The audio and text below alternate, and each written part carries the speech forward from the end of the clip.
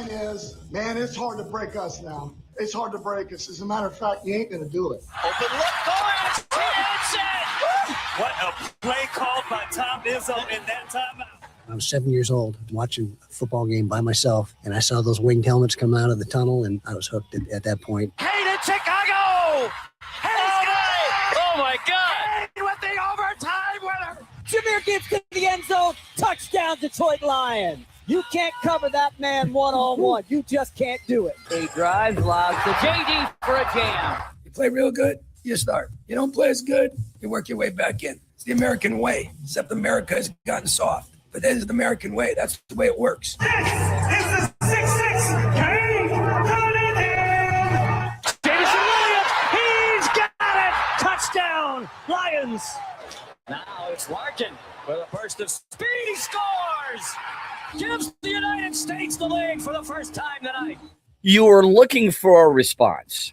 You were interested to see just how this team would bounce back, if it would bounce back, because your confidence was shaken in the Pistons after a game one nasty loss. It was. Game one was ugly. Game one seemed to have highlighted just about every negative nuance that the Pistons bring to the proverbial basketball table. And yet they answered the bell time and time again last night. Good for them. The series is even. I was never concerned.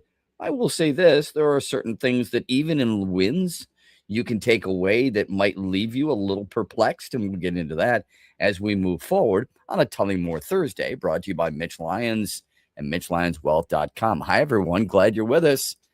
It's an awesome day. It's going to be a fantastic day. You got Pistons to talk about in a nice win, Tigers to talk about in a nice win, to see something break through. We'll get to that as well.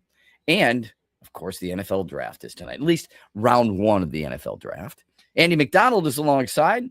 Andy, hope you're well. Folks, you can always call us on the Meyer hotline, 866-838-4843. The text line is Sports Radio 21,000. Now, and you can also join us in the chat as we stream live on YouTube, on X, and on Facebook. Andy, I was at the game last night. Love the atmosphere. A little surprised, and I know you were at game one. A little surprised in the sense that I thought it might be a little bit louder, and it wasn't. But that's okay. I mean, these things happen. I mean, sometimes people are a little bit more energized in certain situations. So it was a good crowd. It wasn't super loud. It wasn't as loud as last year. How's that? Sure. But yeah, I agree with that. Yeah. I'm not going to take anything away from it. That's a kind of a nitpicky, ridiculous thing to discuss. I was around a guy who is every possession guy, negative guy, I know better guy. How can you not do this guy? You know who I'm talking about? I definitely do. And okay, yeah. Sometimes when you're trying to watch the game, you don't want to have that debate right there, you know? Yeah. How can you not pass? How can you not shoot? Why did you shoot? What are you doing there? That type of guy. And it's like, oh my God, it's a nonstop.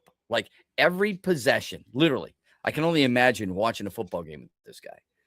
Every possession has to be a score, and every defensive possession has to be a stop. And there's no way the opposing team should score points. That's what it feels like. I'm sure the way the first half went, like I'm guessing that he probably never found a point where he was really all that happy about anything. 100%. You know exactly what I'm talking about. Yeah. 98-83 Pistons win. The third quarter was fantastic. The first half, Andy, you're right. It was, in a word, it was kind of a boring first half. It was tied at 46. Neither team was shooting all that well. Neither team was hanging on to the basketball very well. And then Detroit's defense was just clamped down. I had tweeted out during the game, Orlando scored 35 points in the opening quarter in game one. There were 4 minutes left in the half, and they were at 35. That's how good Detroit's defense was. I mean, was it helped by Orlando's poor shooting? Sure, a little bit. But Detroit's defense overall was fantastic. We said this yesterday. What's the area you want to see improve? I said defense. I want to see them play better defense. And that's exactly what Detroit did. Got to give them a ton of credit. Yeah, the first half. I mean, yeah, some of that shooting too. Like, it would have been wild if Orlando kept shooting at the clip that they were shooting at. I felt like in game one anyway. But That's not who they are. Yeah, exactly. So the Pistons defense coming out a lot stronger on top of the fact that, water kind of found its level with Orlando's offense. And then the third quarter, I would say that's a little fluky to score 3 points for that long in the quarter. But Detroit's defense still deserves a lot of credit for doing what they did to them and finally being able to run. I mean, it's amazing how when a couple buckets go in, you start to see the spacing start to work and a lot more things were open. It was good to see in the third quarter, and it felt like Cade was doing a good job of getting everybody else involved so they could kind of see the bucket go or the ball go through the bucket a couple times. That's a massive difference. And I liked what Cade Cunningham did in game one, where he didn't have to look for his shot all the time. I thought he was probing. I thought he was trying to get his other teammates involved. I don't think it was too dissimilar from last night. Here's the difference. Game one, Orlando shot 49%. Last night, Orlando shot 33%. Yeah, it was noticeable. Yeah, you could tell, couldn't you? Absolutely. I mean, that's exactly what it was. They were buckled down defensively, and they forced shots that, quite honestly, Orlando didn't look comfortable taking. Now, they had some open looks. This is going to happen. Holy cow, it's going to happen, you guys. You know that as well as I do. If you watch enough basketball. I said to you the other night, Orlando shot 61% from two. Do you remember that? Detroit is a good 2-point defensive team. They're not very good defensively against the three, but they're very good defensively against tough twos. That's what you want. Coaches use that phrase quite a bit. Make them hit tough twos. Do you know what Orlando shot from 2-point range last night? Not from three, because from three, they hit just 25%. They were 8 of 32. Do you know what they shot from two? I don't. I can't imagine it was good. 33.3%. Yeah. You almost cut it in half. Yeah, it's crazy. That's a big factor without question. 100%. Okay. Yeah. No, I mean, being able to hold them in there too, it's huge. I mean, the 3-pointers, I think Bane was 0 for 6 at one point. They didn't have anybody going from out there, but to be able to do it inside too says a lot because, I mean, like we were talking about, Franz Wagner had some chances in game one where he had nobody contesting him. He did not play the same game that he did in this game. Agreed. Yeah, no doubt. It was a night and day situation. Franz Wagner, 4 for 11. Awful. Desmond Bane, to your point, 2 for 11. Awful. Those are the numbers for Pistons you'd love to see. Game one, Orlando won the battle in the paint by 20. Game two, Detroit won the battle of the paint by 20. Cade Cunningham's the best player in the series. He's one of the best players in the world. Proved it again last night, 27 points, 11 of 19, 1 for 6 from 3. Okay, 11 assists. I can get nitpicky with the best of them. 7 turnovers is too many. The Pistons, 22 turnovers is too many. Yeah, no, the first half, there were still moments where it was like, okay, even though they're playing better defense and Orlando's not shooting better, they were still making plenty of mistakes themselves to keep them in a game where it was that low scoring. But absolutely, I feel like they should have been up by a lot more points at half, even if they shot the ball a little better or played a little better offense. But the turnovers were a key part of that, I felt like. Remember this, though. The offensive rebounding in game one stunk. They had 6 offensive rebounds in game one. They had 17 last night. So Tobias Harris received an awful lot of ridicule, and rightfully so. Tobias Harris in game one was 5 for 15. In game two, he was 7 for 17. He had 16 points and 11 rebounds. Had a couple of steals and a couple of blocks. They just looked more engaged. One guy did not. There's something weird happening with Jalen Duren. There's a few things that I've said. I wanted to see more minutes out of Asar Thompson. Andy, you and I talked about this. I said 30 minutes or more, over or under. We'll get to that. We'll get to a lot of the other improvements and the improvements by your baseball team as well, plus the NFL draft. A lot of things to talk about on a Tully Moore Thursday, brought to you by Mitchell Hines Wealth. Motown Legends, TNT, together again.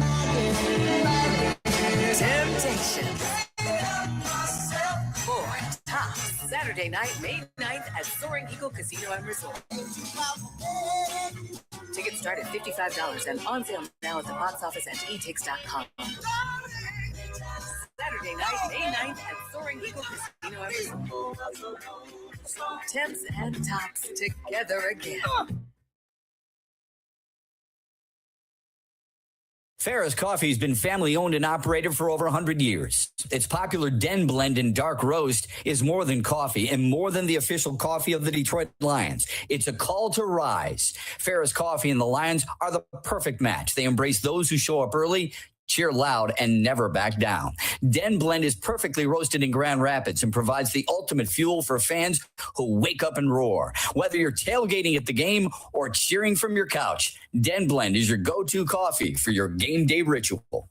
If you're the largest selling comedy recording artist in history, you might be a redneck. Jeff Foxworthy, Friday, June 12th, inside the Soaring Eagle Entertainment Hall. Our parents can't text, and our children can't write. Tickets start at $60 and are on sale now at the box office and online at etix.com. Laugh it up at Soaring Eagle Casino and Resort, Friday, June 12th with Jeff Foxworthy. My father-in-law got his chest hair caught in his zipper. SoaringEagleCasino.com.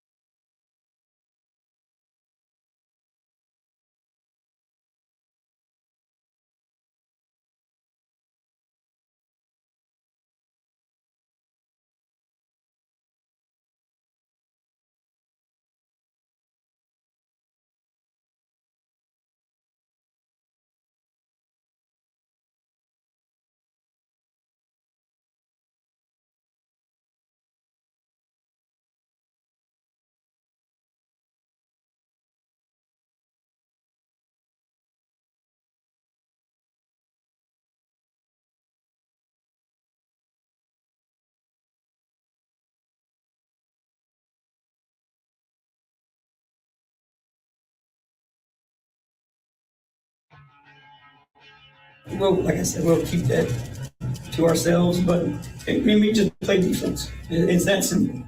When we play defense at the level we're capable of, it triggers everything for us. We can be an elite defensive team, a disruptive defensive team that gets us transition easy baskets, and that's what we did. Bickerstaff about his team's defense last night. Pistons basketball, that is exactly what it looked like last night. Welcome back, X's and Bros, Monday through Friday from 6 until 9, and streaming live, as always, on YouTube, Facebook, and X. It's a Tullymore Thursday.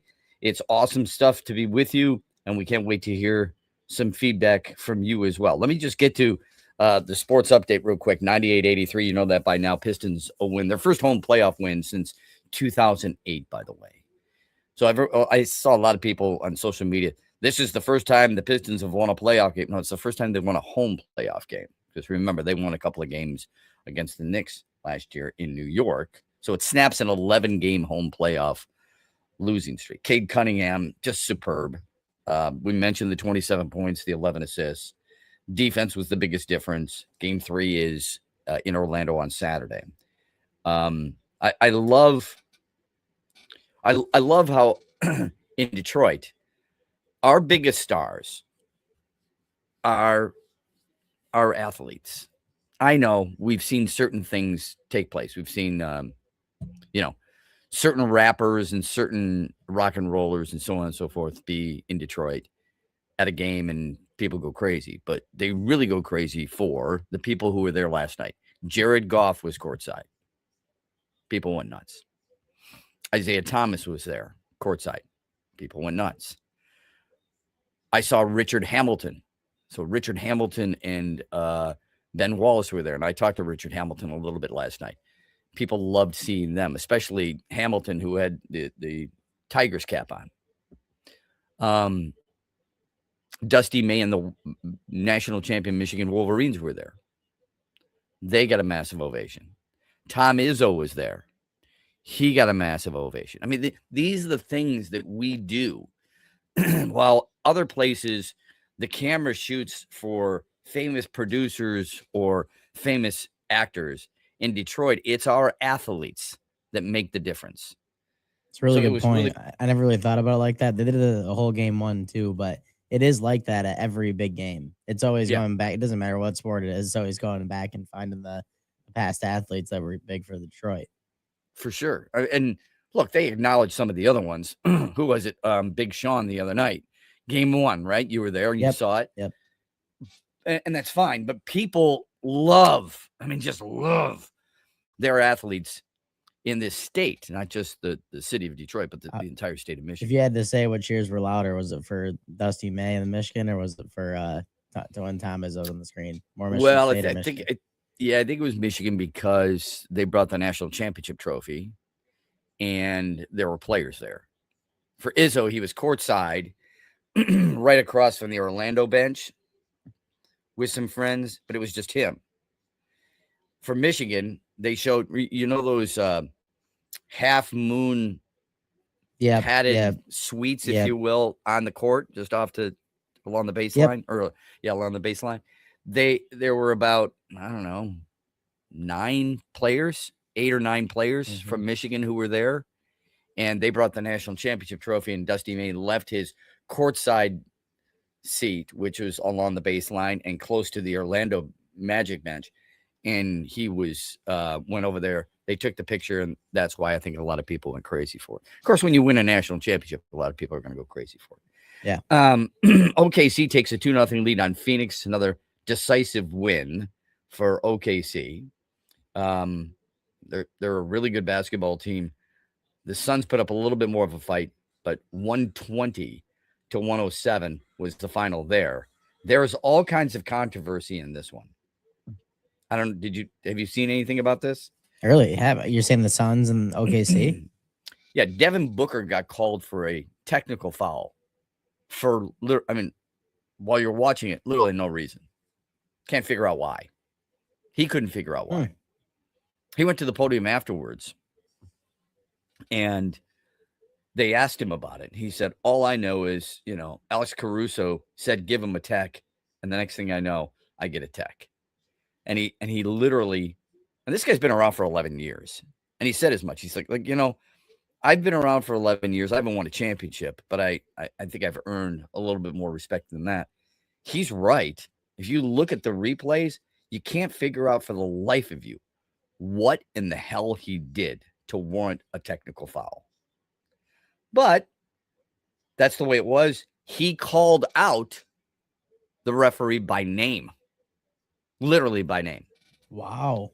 Yeah. I did not see that. Yeah, that's great. I mean, yeah. pretty late start to that game. So good for you for getting on that one. Yeah. Check it out when you can, and you'll say to yourself, "Holy crap! I mean, what is going on here?" And then you'll watch it over and over and over again. And I'm like, I don't know what he's talking about. I couldn't remember if he was talking about James Williams, Jason Goldenberg, or JP DeRosa. Because I heard the clip, but it didn't register with me because all three referees begin with a J. So I couldn't figure out who he was calling out by name specifically, but he did call him out. I think it was James Williams. I could be wrong there. That's some confidence and I guess just pure being upset or anger or whatever it was. But good for him. Yeah. This has always been my issue. I don't care if it's NBA refs, NFL refs, umpires in baseball, hockey refs. I have no problem with any of it. If for certain players to say certain things, not every single game, because you're never going to please everybody. Those people need to be available. I have said this ad nauseum. Oh, I couldn't agree more. That would open up a whole new thing and it'd be way leagues. Better. Yeah, I'm not saying all three referees have to hold a press conference. Sure. There's one head referee in basketball. There are two referees in hockey. Change them back and forth. One referee in football. And there's an umpire crew in baseball. Now, remember, they rotate. The umpire crew is not always the home plate umpire every single game. The crew chief rotates just like everybody else. You have a 4-man crew. One may start at home. Next game, he's at first base. Third game, he's at second base. And it's a 4-game series. He ends up at third base. That's the rotation of an umpiring crew. And then when it goes to the next series, they pick up where they left off. They don't start at the same spot every single series. Just want you to know. So when you do that, you should at least have the crew chief available on an in-need basis. Not saying every single game, 162, he's got to face the media. But if the media have questions, you should be able to have him into a press conference for a short period of time. Yeah, Major League Baseball couldn't agree more. That. It would be good. And that's what needs to happen with the NBA. I think if you have issues, that is something that is deserved to be discussed. I'm not saying it's the difference of the game because OKC won by 13, but it does talk and speak to the integrity of the game or the lack thereof that people certain have. Folks, when we have seen as many negative things associated with sports over the years on why certain guys are making calls or wondering why people are asking, how do you make a call? Not every single foul, because I was around a guy last night. All he did, that's not a foul. You got to challenge that. Every single Pistons foul, that's not a foul. You've got to, it was nauseating. I had to move away. I had to get the hell out of there. Not to mention the fact that there was a kid with thunder sticks next to me. Holy crap. If I had a pin, I was going to pop it. Oh my God. Those things, whoever designed those things, make them face the media. Make them face fans. Yeah, you'd rather have the rally towels over that. Oh, It's not as well, the not rally bad. towels are fine. Yeah, They're fine. That's what I'm saying. Yeah, like that's the you'd rather have that than the thunder stick for sure. Oh my God. And it's always little kids just going crazy because it's the closest thing, to Toys R Us as you can find. All right, we got to take a quick time out. The Tigers story, NFL draft, of course, NHL playoffs. We got a lot to get to here on a Tully Moore Thursday. Here brought to you by Mitch Lyons Wealth. Hear that? That's the sound of saving a good deal more when you shop with M-Perks at Meijer. Some delicious Cosmic Crisp apples, money saved. Meijer Essential Paper Towels, that's money saved. Savings, savings, savings. Because every dollar spent is also points earned in M-Perks, which you can use to save on your next grocery trip or up to $1 off per gallon on your next tank of gas. At Meijer, we work hard to help you save a good deal more for a whole lot less. That's bringing more good to life. Exclusions apply. See mperks.com for details. Saturday night, May 23rd. Carry on my wayward son. Soaring Eagle Casino and Resort welcomes multi-platinum legends, Kansas. Tickets start at $60 and are on sale now at the box office or etix.com. Don't miss the best of classic rock. Kansas returns to Soaring Eagle Saturday, May 23rd. SoaringEagleCasino.com. Where are you watching the Tigers this year? Superfly Hayes here for Detroit Sportsnet. Sign up like the Ute Show did with the Detroit Sportsnet Tigers Wings package. Subscription info at tigers.com and MLB.com.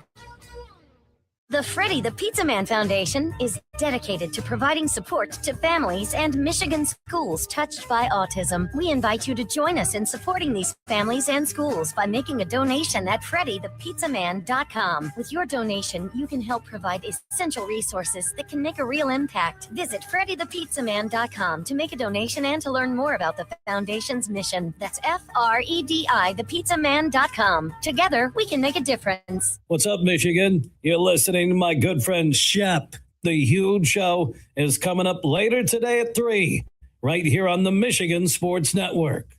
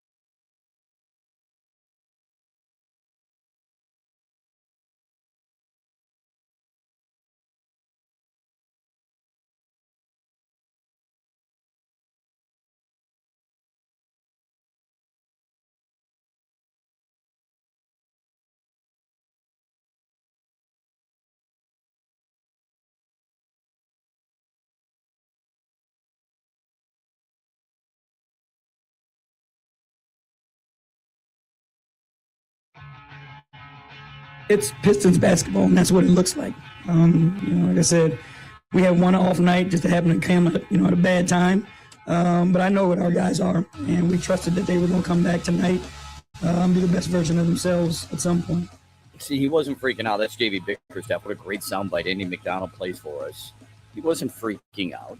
Look, the emotional side of sports is very powerful, and I respect it. I love people's emotion. I think sometimes as fans, they're unrealistic. I think it gets crazy. Your thoughts of a goalie's got to make every save. Your forward needs to score every time he shoots. Your belief that every time the center has the puck, he's got to shoot.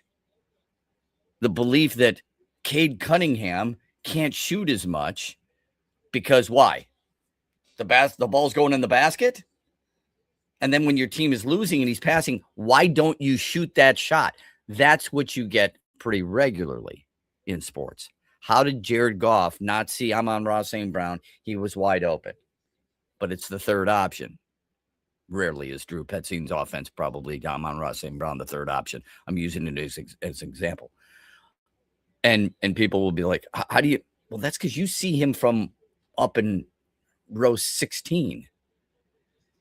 And he's got 4 guys with bad breath who weigh 300 pounds and want to kill him coming after him. He's got reads in the secondary. And the first read is the reason there's a first read.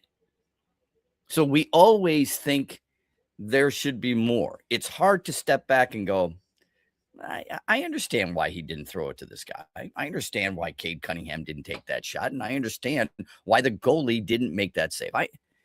You can't go too deep. The expectations are okay. I'm all right with that. But JB Bickerstaff, I think the sign of a really good leader is the guy who doesn't panic. A coach used this example one time, and it's always stuck with me.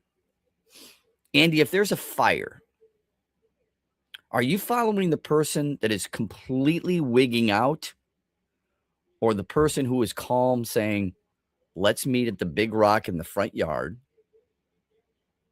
and leads people to guidance? That's the first person I hope that I see. So Okay. yeah, I'd want to follow that Exactly second right. person. You want to be that person. Yeah. Okay. Yes, And you want to absolutely. just try and take, fans are the other guy. So after game 1, I'm not saying you didn't have a reason to be concerned. There were trends during that game that bothered us and that felt like, they've got to fix this. If they want to be successful today, they've got to fix it. But we don't give them a chance to fix it because there's 2 days of bitching going on in between, Monday and Tuesday, right? Even to a certain extent Wednesday, because it's the build up to the game. This is what they got to do. How many people did you talk to that said, man, the series is over? How many people did you talk to who said, you know what? This team was good during the regular season, but they're not built for the postseason. Yeah, I mean that's definitely a part of it. I think I definitely talked to a lot of people that were nervous about it. I mean, my friend group seems to be at least smart enough to know that the series wasn't over. I didn't get a lot of that out of my friends, but definitely a lot of just complaining about game 1, I guess. And and that's how okay. it could be a series, which I still think is possible. By the way, I still think this could be a series, but It is a series. Yeah. But everything starts with an expectation. Exactly. Before the year began, how many people thought Orlando was going to be one of the most improved teams in basketball? A lot of people, and that's where I think it kind of comes from, maybe. Most people. Yeah. Most people thought Orlando was a top 4 Eastern Conference team. Is that fair? They thought the Knicks. They thought the Celtics, although Jason Tatum was hurt. Maybe Cleveland and Orlando. Nobody thought Detroit would be the number 1 seed. Nobody thought they'd win 60 games. And very few thought they'd finish above Orlando. Okay? 50 wins would have been special. A 5 seed would have been solid. A top 4 would have been welcomed. Now that Orlando's healthy and playing the way they have since Franz Wagner came back, How did you not think this was going to be a series? I mean, did anybody you talked to think it was going to be a sweep? No. Here's the difference. The difference is nobody thought they would look as bad as Detroit did in the first game. Because they've been 100%. And all we've heard since the time they lost to the Knicks until the first game of the playoff series was, you know what? This team can't wait to get back. This is what this team learned. You'll see the real Pistons team. That's what everybody thought. And then you didn't get it. And the expectation shrinks your hopes a little bit. Or the game, I should say, shrinks your expectations, which is up to you. And that's fine if that's how you take it. I never thought this was going to be a clean sweep. I thought it would be a rigorous series, a tough series. I didn't think they would lose game one. But that doesn't mean you have to completely jump off the deep end and say it's completely over. Orlando's going to win another game in this series. They're a good basketball team. I don't think they're as good as Detroit. But all we heard over the last 2 days, Orlando's got the best players. Orlando's deeper. Orlando's a better basketball team. I don't know if people realize this. The same people who are telling me that are people who are saying playoff wins matter. And I said, question in the back of the room. Orlando's been bounced in the first round each of the last 2 times. So you want to tell me why it's different now? Help me with that, please. Then they can't. Here's the reality of it. The reality is that Denver and Minnesota. Denver feels like we missed an opportunity. Minnesota feels like we got exactly what we wanted. This series is tied. Spurs and Portland. The series is tied. Boston and Philly. Series is tied. Knicks and Hawks. Series tied. Pistons and Magic. Series tied. The only fan bases that are sticking their chest out a little bit more today are the Lakers because they're up 2-0, OKC because they're defending champs and up 2-0, and Cleveland because they're up 2-0. It's okay to have good playoff basketball. I don't want my team to lose, but I love the toughness of this series so far. I think it's really cool. No, I mean, JB kind of commented on that last night at the end of that game, talking about how, like, if they didn't have the injuries they had, they wouldn't be an 8 seed. They'd probably be, in the middle of the pack. For sure. And they're the best. They don't play like an 8 seed.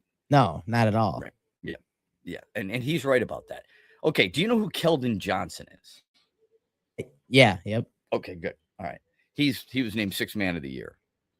He's the first member of the Spurs to ever score 1,000 points coming off the bench. He had 1,081 points this year, second most of any bench player in the NBA. So San Antonio has 2 postseason awards. Okay. Tigers get even. They beat the Brewers with a 5-2 win. Spencer Torkelson goes yard for the first time this year. Kerry Carpenter adds his 5th.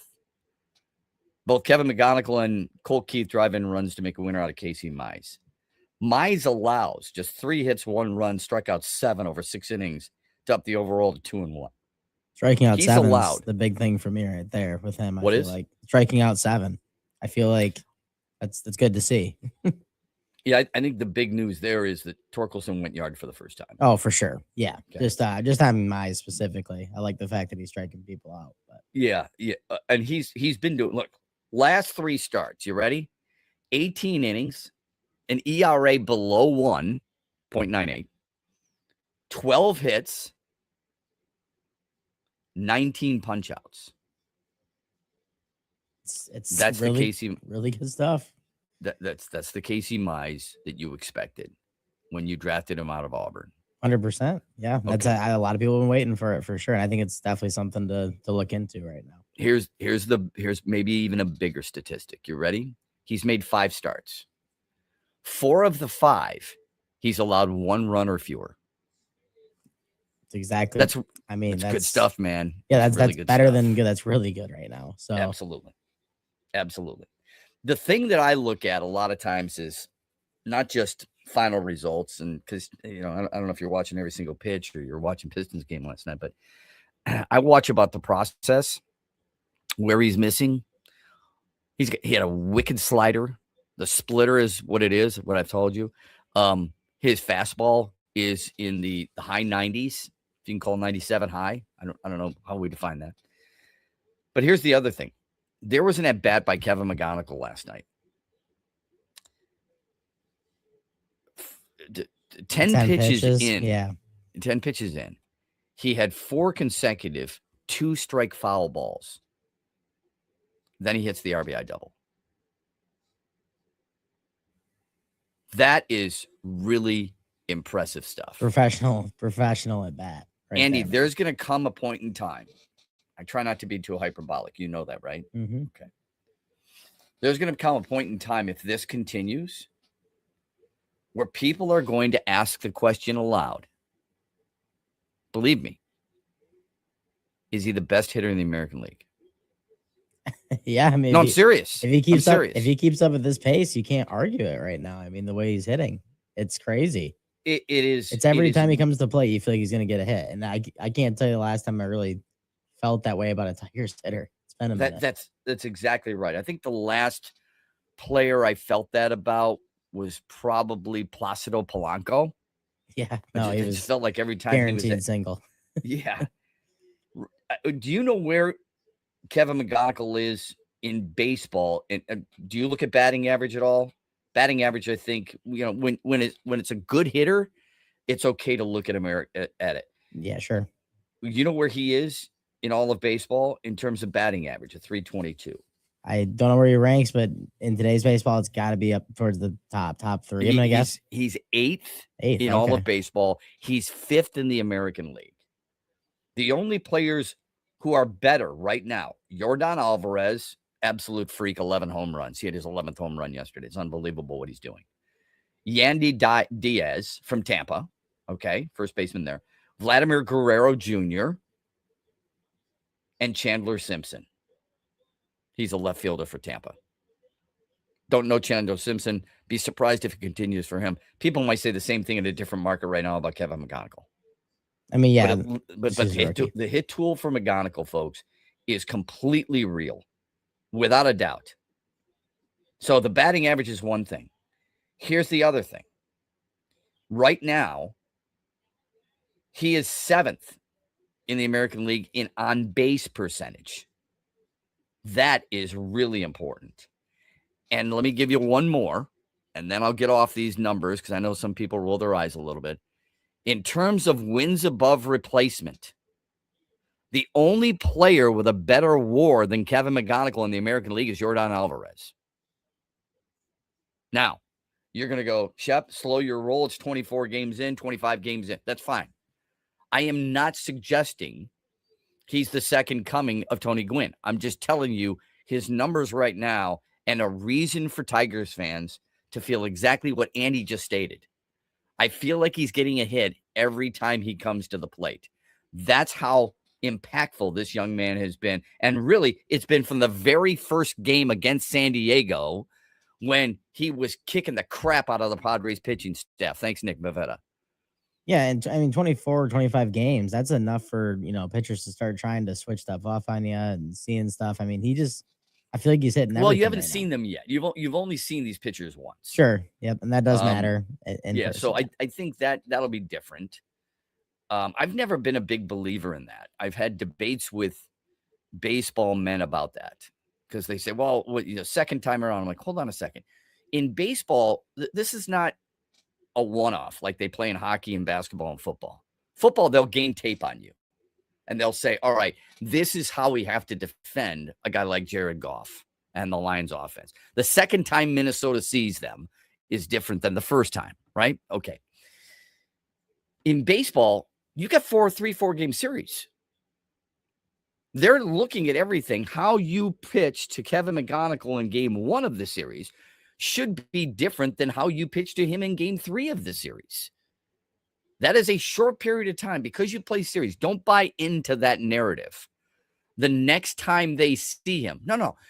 Relievers are coming into a situation to face Kevin McGonigal with information they already have. Yeah, they've seen him take at-bats. Yep. Yes. They saw him in game 1. They saw him in game 2. The Brewers today when they see Kevin McGonigal, they should be pitching him differently than they did in game 1 and or game 2. Makes sense, right? I mean, it's adjustments.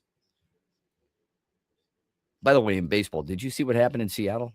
Yeah, the Logan Gilbert thing, I'm guessing is what you're talking about So right now.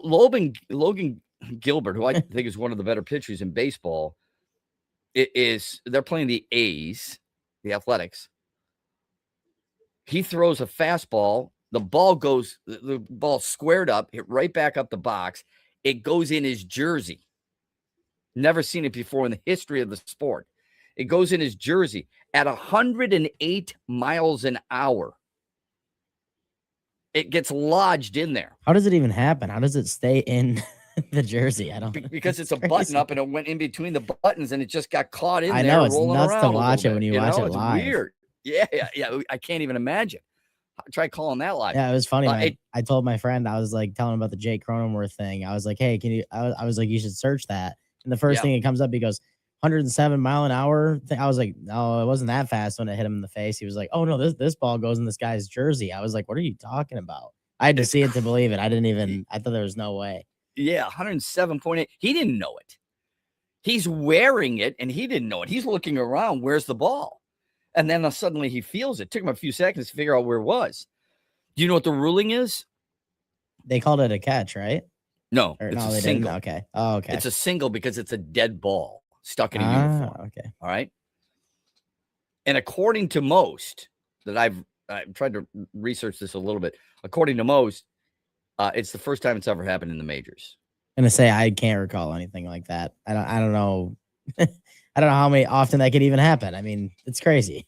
It is nuts. Now, you know the old story about Gates Brown, right? Gates Brown was one of the better designated hitters in all of baseball. You know that story? I don't.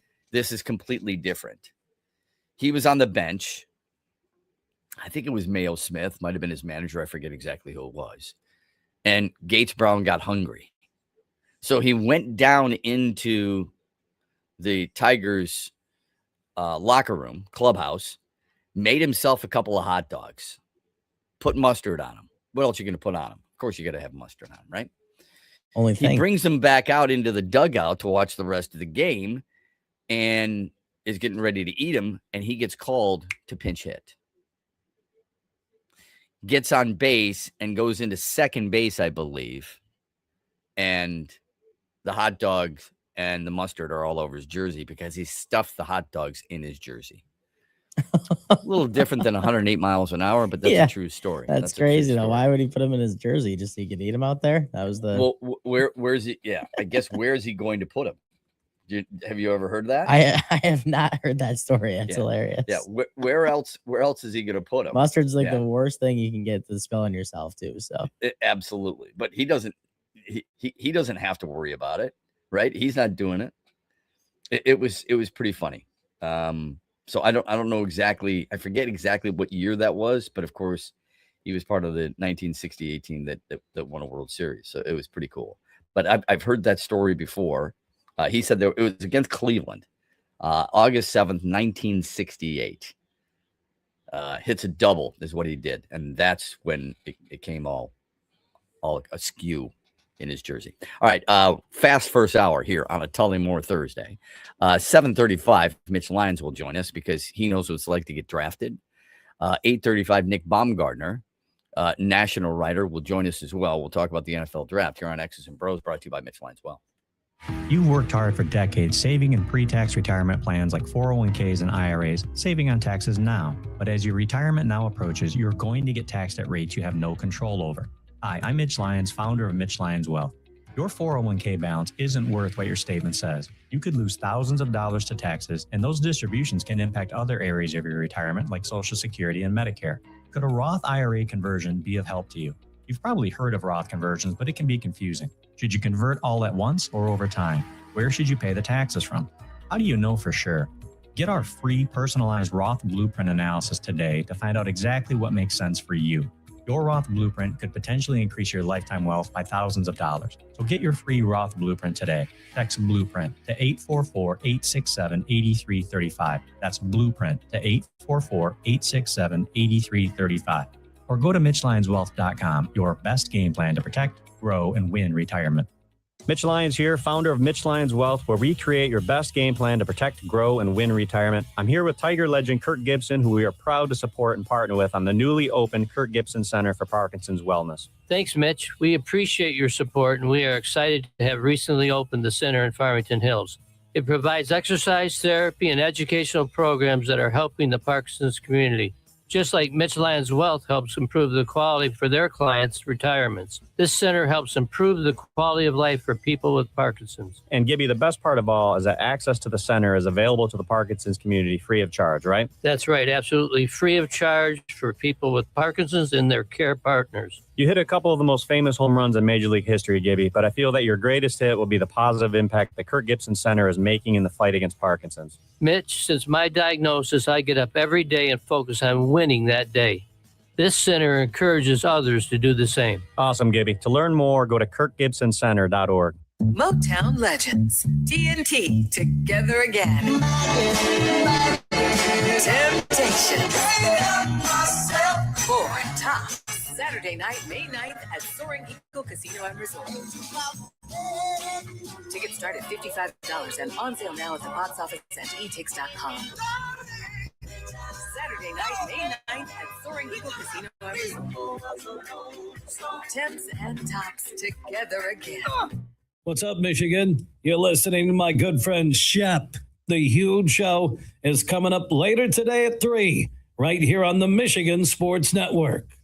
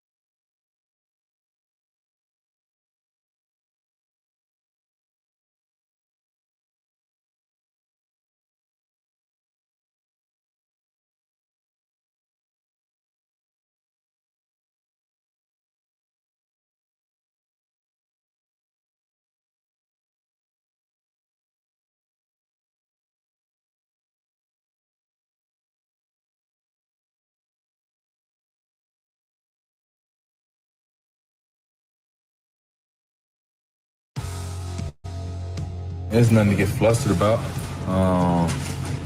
You know, it's going to be a tough series coming in. And so, you know, we dropped game one. Obviously, we wanted to play better, but, you know, it was a lot to learn from and a lot to get better at. And I think today was good. Step forward in the right direction for us. So, yeah, I mean, we feel good, man. It's the same. It's going to be a long series. Even this win doesn't change anything. We got to keep going. Love that, man. I mean, Cade Cunningham's just very matter of fact, and for good reason. Welcome back, X's and Bros, Monday through Friday, 6 till 9. Streaming live on YouTube, X, and on Facebook. You can always contact us via the stream or call us on the Meyer hotline, 866-838-4843. You can text us, Sports Radio 21,000. A lot of different ways to get to us. I understand that. A lot of it can be a little confusing. Just pick what you want or sit back and listen. We always appreciate it. From our friend Freddie. Sorry, it took me a while to get to this, but the first hour flew by. Completely different team when Cade takes less shots and others are shooting and hitting shots. No doubt. Next year, Cade improves that three-point shot, shares the ball like that. He should win MVP. He should be MVP every year. No. Let's be careful, okay? Let's remember the other guys who are in the conversation. Nikola Jokic is entering the conversation for the best player or best center in the history of the league. I know that's blasphemous. Kareem Abdul-Jabbar, Wilt Chamberlain, Shaquille O'Neal, Hakeem Olajuwon, David Robinson. I get all that. But he's doing things nobody's ever done in the league before. Ever. Victor Wembanyama is now I like him. I think he's really good. He is a media darling. He just did something no one's ever done.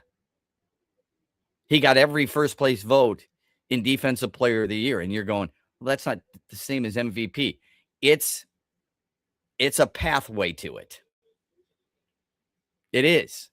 It shows you how much the media likes him. It shows you he's going to be in the conversation every single year for MVP. He can only go down. He's going to continue. I shouldn't say that. He's going to continue to rise. You're going to have him at a certain level, and then you see him at that level. If he does anything decent, halfway decent, which he's bound to do on a regular basis, he's going to stay at that level. It's going to take a lot to knock him down. Okay? So for us to sit there and think and be fooled that Cade Cunningham is going to be the MVP every year when Shai Gilgeous-Alexander, I'm not trying to take you literally because I know what you're talking about. Cade Cunningham is going to be in the conversation every year. I think that's what you meant. Remember this. I mean, he's made about, on average, the same number of threes this year as he made last year. Okay? His three-point shooting percentage at 34%. Where would you like it? I think Freddie's right. I mean, it's the area that needs to get better. He's taking fewer threes this year than he did a year ago. If he's taking 6 threes a game like he did last year, I'm okay with that. If he's shooting at 36%, would that be all right by you? 37%? What are we looking at here? Who can we envision him being as a 3-point shooter? Do you think Andy, is Devin Booker a good 3-point shooter? From what I think, I don't think his numbers are like the best in the league, right? I'm just asking your perception. Do you think he's a good 3-point shooter? I mean, good enough, I feel like, for everything else he does. 35%. Yeah.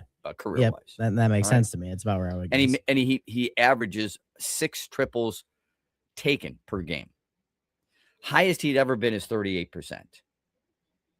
If you give me Cade Cunningham at 36%, taking about 6 threes a game, I would take that. Yeah, it's not bad, really. With everything else Really he good. does, I feel like that's fine. Yeah, I mean, would you like it to be better? You'd always like it to be better, but I mean, nothing I'm going to complain about. Exactly, I agree with that. You don't want him to become a 3-point shooter overall, do you? No, not with how well he does everything else in his game. That's for sure. Okay. That's why the Pistons have needed more 3-point shooting, I feel like, just because I don't think that's ever going to be a mainstay in this game. But right. I agree. If he was more of a 3-point shooter, if he took more, I would want him to be Tyler Hero, 38%. That's not who he is. Tyler Hero is a 3-point shooter. Tyler Hero takes 7 triples per game. If Cade Cunningham's taking 5.5 to 6 and he's knocking down 36, 37%, I'd be happy with that. But that's the way the league has become. Now, maybe Freddie's got a higher number, and I respect that. Michael Jordan got better as a 3-point shooter. Magic Johnson got better as a 3-point shooter. Cade Cunningham, as great as he is, and he is great. I don't use that word very often. That's the one area he's got to get better at. And I think he knows that, and he'll be fine with it. Quickly, Shep, I got to go back to a texter here for you that we got about the hot dog story. He said Gates said he was afraid to leave them in the dugout because he was afraid other guys would eat them. He told me that at an autograph signing. I thought that was pretty good. That is fantastic. Thank you for that. He was fined $100 by Mayo Smith. Wow. Who was his manager. Okay. Yeah. And he did, Mayo Smith reportedly asked him, what the hell were you doing eating on the bench in the first place? And Brown said, I was hungry. Besides, where else can you eat a hot dog and have the best seat in the house? That's a great response. But it's probably best $100 is ever spent right there. It's fantastic. Well, $100 back in 1968 is a hell of a lot different than $100 now. Yeah, for sure. No doubt about that. Via text, Shep, the baseball hit in Logan Gilbert's jersey is one of the wildest things I've seen in sports. Absolutely. When I saw that, I thought to myself, what are some of the other freakish, weird, wild things that I've seen? How unique it may be. Oftentimes you see that in golf. How in the hell can a guy hit a golf ball and it travel close to 300 yards and land in somebody's purse? I mean, what are the chances of that happening? It's about as good as probably landing in the hole for a hole in one, honestly, in a par maybe. 3. Yeah, exactly right. Is there something that we've seen in hockey, where a stick gets caught in a skate? I always have a story that I tell people that it was years ago at the Wings game. You might remember it too. And I was actually at this game as a fan. I don't even remember how old I was, but we went with like my friend's brother and sister that were a lot older than us. It was when Jonathan Quick was playing goalie for the Kings, and there was a puck that hit the netting like way up high behind the net. Yes. Came down, hit Jonathan Quick in the back, and went in the goal. And they tied the game. Everybody went crazy. And they go to the replay, and they're like, "Oh, they're going to overturn this." They didn't overturn it. They left it. They didn't. They did not overturn it. They left it a goal, and then it was a game that went to overtime, and the Wings won. And it's worth searching if you've never seen it because it is a real thing. Well, that's got to be one of the more wild ones I've ever heard of. It's insane. Yeah, I don't recall that. I do not remember that at all. It was. I believe it was still at Joe Louis too when we went to that game, so it was that long ago. But yeah. Speaking of hockey and the Red Wings, Steve Yzerman and Todd McClellan give their final season wrap-up speeches. What does Steve Yzerman say today? Yeah, I feel like a lot of people are going to be tuning into that one. I saw a lot of reaction last night to some of those tweets when people said it was today. Shep, Millen took left tackle last time Pistons won a home playoff game. Curious to see what Brad does today. I didn't know that. Last time they won a home playoff game was 2008. So, can forgive me? Freddie's really good at this stuff, man. He's got that memory. Some people have that memory of every single draft pick and all that other stuff. I do not. I know certain guys, but I need to know who that was now. NFL draft 2008. Who did the Lions draft? If it's a left tackle, the assumption would be a Jeff Backus like player. I'll have to look that up real quick and see who they took. That would be my guess as a left tackle. I don't know where the Lions were picking that year. They took Gosder Sherrillis. I'm sorry. Yeah, Gosder Sherrillis. And he ended up playing right tackle. Good stuff. Thank you for that. More text. And at the bottom of the hour, Mitch Lyons. He knows what it's like to be drafted in the NFL. What are these kids going through right now? What's the feeling and the importance of the tackle? And there's a lot of information coming out. Wait till you hear what Nick Saban had to say about one of his ex-players. We'll get to that when we come back on X's and Bros on a Tell Me More Thursday, brought to you by our friends at Meijer. Hear that? That's the sound of saving a good deal more when you shop with M-Perks at Meijer. Some delicious Cosmic Crisp apples, money saved. Meijer Essential Paper Towels, that's money saved. Savings, savings, savings. Because every dollar spent is also points earned in M-Perks, which you can use to save on your next grocery trip. Or up to $1 off per gallon on your next tank of gas. At Meijer, we work hard to help you save a good deal more for a whole lot less. That's bringing more good to life. Exclusions apply. See mperks.com for details. Ferris Coffee has been family owned and operated for over 100 years. Its popular Den Blend and Dark Roast is more than coffee and more than the official coffee of the Detroit Lions. It's a call to rise. Ferris Coffee and the Lions are the perfect match. They embrace those who show up early, cheer loud, and never back down. Den Blend is perfectly roasted in Grand Rapids and provides the ultimate fuel for fans who wake up and roar. Whether you're tailgating at the game or cheering from your couch, Den Blend is your go-to coffee for your game day ritual. How would you like to watch the Pistons in the playoffs on the biggest TV in Michigan? Well, you can get a huge deal and also get the biggest TV at your local ABC Warehouse store. You can shop online right now at abcwarehouse.com. They have locations all across Michigan. So if you want to watch the Pistons in the playoffs on the biggest TV in your neighborhood, go to your local ABC Warehouse store or shop online at abcwarehouse.com. Where are you watching the Tigers this year? Superfly Hayes here for Detroit Sports Net. Sign up like the Huge Show did with the Detroit Sports Net Tigers Wings package. Subscription info at tigers.com and MLB.com.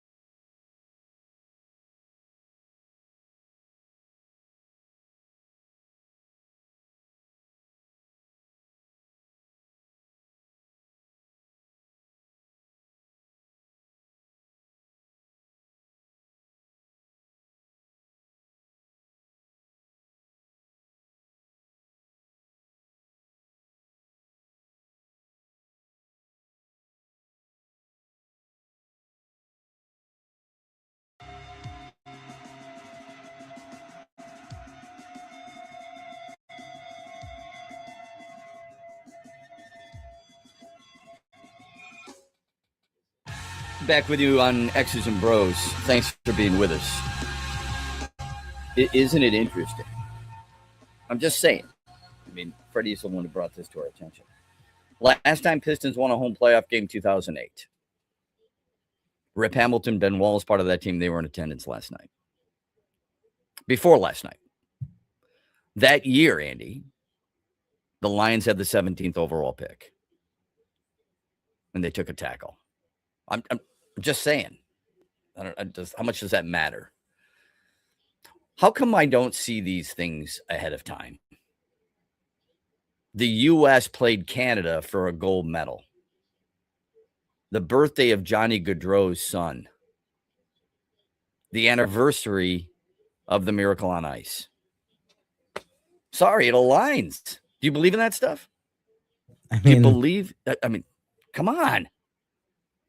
Some things are, it's too much to overlook. 100%. Yeah, it's crazy. It's how does that just happen? You know. Who do you think they're taking tonight? And let me, before you answer that,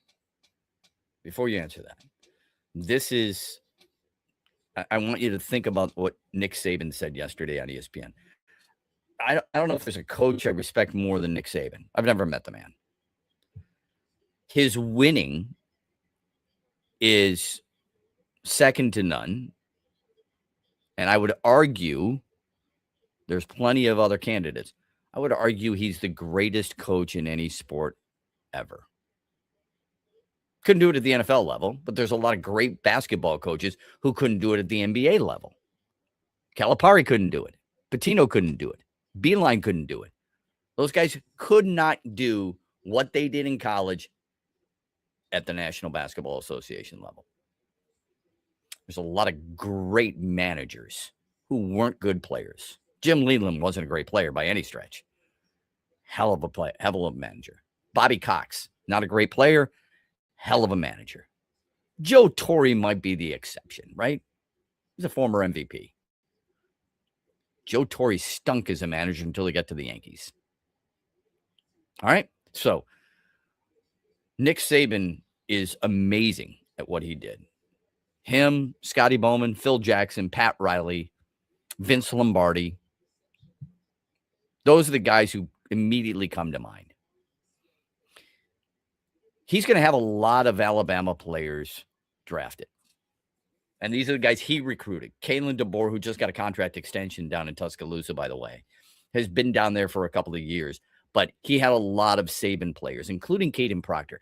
Here's what Saban said about Caden Proctor. Play it. I think Ty Simpson is a guy that didn't play as much in college. That's Ty Simpson. That's my fault. I'm sorry.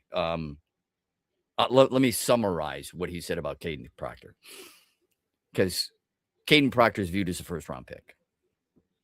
And it's pretty impressive that a 6'7", 352-pound man can move the way he does. But there is the concern is that he will not generate the type of self-motivation that is oftentimes required.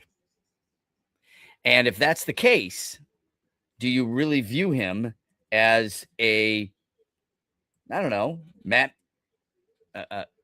Campbell type guy? How do you describe Dan Campbell type players? Dogs in a good way. Tough guys. Guys who love to work. In hockey, they call them rink rats. Basketball, they call them gym rats. That kind of guy. Saban said this. This guy is so talented, big, physical, can move, has power, he's got range, has really good feet. When he's not in the building, he might get a little overweight and he might not come into the best shape. Those are the kinds of things you have to manage with him. He says, but they are manageable and feels like he's going to be, his words, a really good player in the NFL. When you make certain statements, people are going to edit them. So a lot of people heard just the first part of the quote instead of the last part of the quote from the 7-time national champ, which isn't fair at all. got range. He's got good feet. Those are really important characteristics for tackles. We'll ask Mitch Lyons about it coming up. I just don't see him as somebody texted us Glenn Sather as one of the better coaches of all time. That's interesting. I mean, when he went to the Rangers, he wasn't very good. But what he did in Edmonton, it helps to have the greatest player to ever play. It helps to have one of the greatest leaders, Messier, one of the greatest defensemen, Coffey, one of the greatest goalies, one of the best enforcers, one of the best wingers, Curry. I shouldn't take that away from him because that's not fair, because you could say that about a lot of players. Scotty Bowman won with the Red Wings, and look at all Hall of Famers that he had, seemingly. It's crazy how many good players he had at his disposal. Yzerman, Fedorov, Shanahan, Lidstrom. We can go on and on, right? Pat Riley, Lakers, great players. Phil Jackson, great players. Vince Lombardi, great players. Okay? Paul Hornung was a great player. Bart Starr was a great player. So all that stuff. Herb Adderley. So maybe it's not fair to say that about Glenn Sather. But I do know when he went to the next stage of his career with the Rangers, he wasn't very good. But that's an interesting one. So regarding Caden Proctor, I just don't see him as a player who fits the Lions mold. Here's the comeback to that. Does Enos Rakestraw fit the Lions mold? Does Terrion Arnold seem to fit the Lions mold? I think a lot of people are not thinking that right now. Yeah. Yeah. Now, it's easy for me to say that because neither one of those guys have been productive. The guy which player defines the Dan Campbell type player more than anybody else? Which player?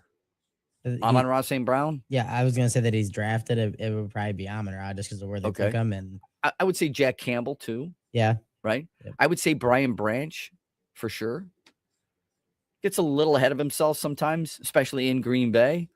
He can't stand the Packers. You and I can't stand the Packers. I'm going to hold that against him? Hell no.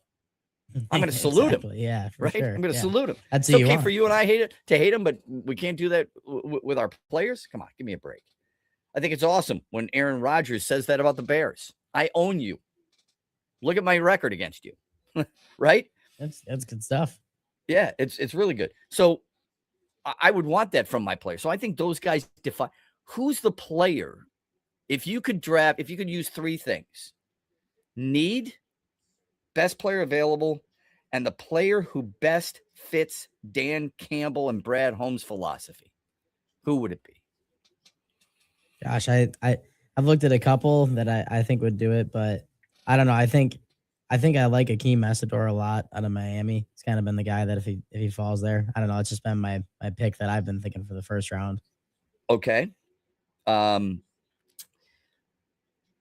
like Monroe Freeling. I just don't know if he's going to get there. But yeah, I don't think Messidor is going to get there either. Yeah. On the other hand, Messidor has been injured. He's had surgery on his left foot. He's had surgery on his right foot. He's had a shoulder injury. And nobody's perfect. Where's the clean bill of health? Francis Moyoa is one of those guys. Same thing. So if you're going to draft a guy like that, we're talking about attitude. We're talking about toughness.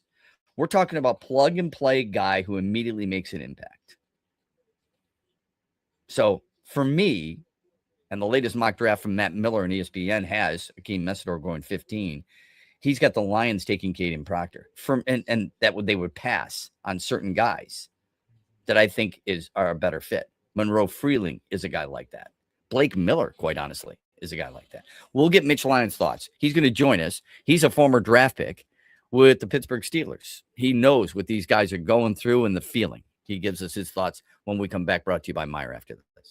Huge here for the Michigan High School Athletic Association. You can stay up to date on the latest from Lansing 24/7 at MHSAA.com, at MHSAA on Twitter, and MHSAA on Facebook. The latest news, press releases, and stories connected to every high school in the state of Michigan, available for you 24/7 from the Michigan High School Athletic Association.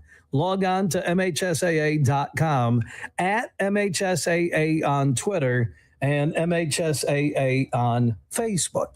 And if you're looking for archive, boys and girls, high school sports, MHSAA.TV. That's MHSAA.TV. 24/7, everything you need to know about high school sports in Michigan. Log on to MHSAA.com.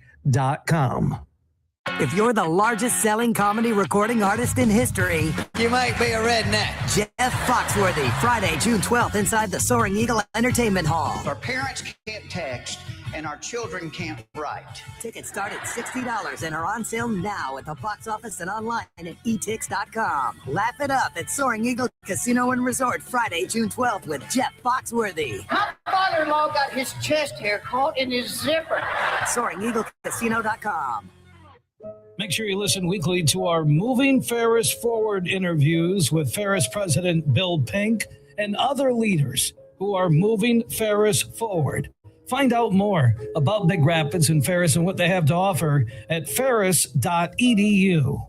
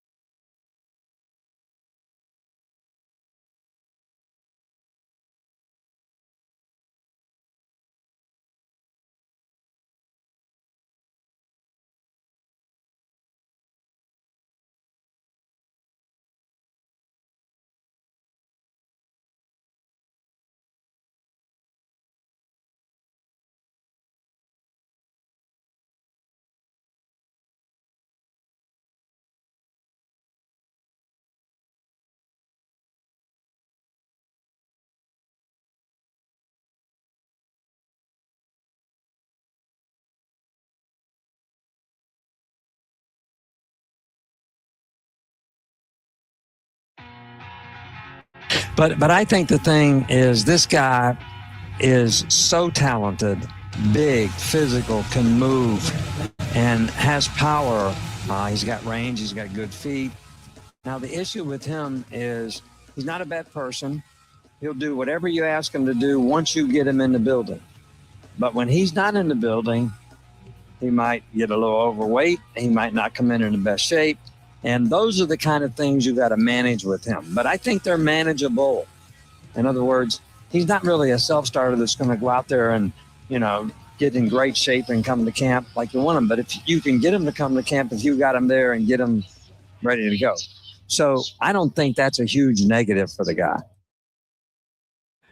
That is, of course, Nick Saban, the great Nick Saban, who was talking about Caden Proctor on ESPN yesterday. Welcome back. X's and Bros, Monday through Friday, 6 until 9. Let's welcome in a man who knows exactly what a lot of these players will be going through tonight, and that is, of course, Mitch Lyons, who was drafted by the Pittsburgh Steelers and is well aware of what these young men are going through, and the owner of Mitch Lyons Wealth and sponsor of the poll question, MitchLyonsWealth.com. In fact, get the Roth blueprint, with Mitch Lyons, and people can actually talk to the pros at Mitch Lyons Wealth to see if a Roth conversion makes a lot of sense to you.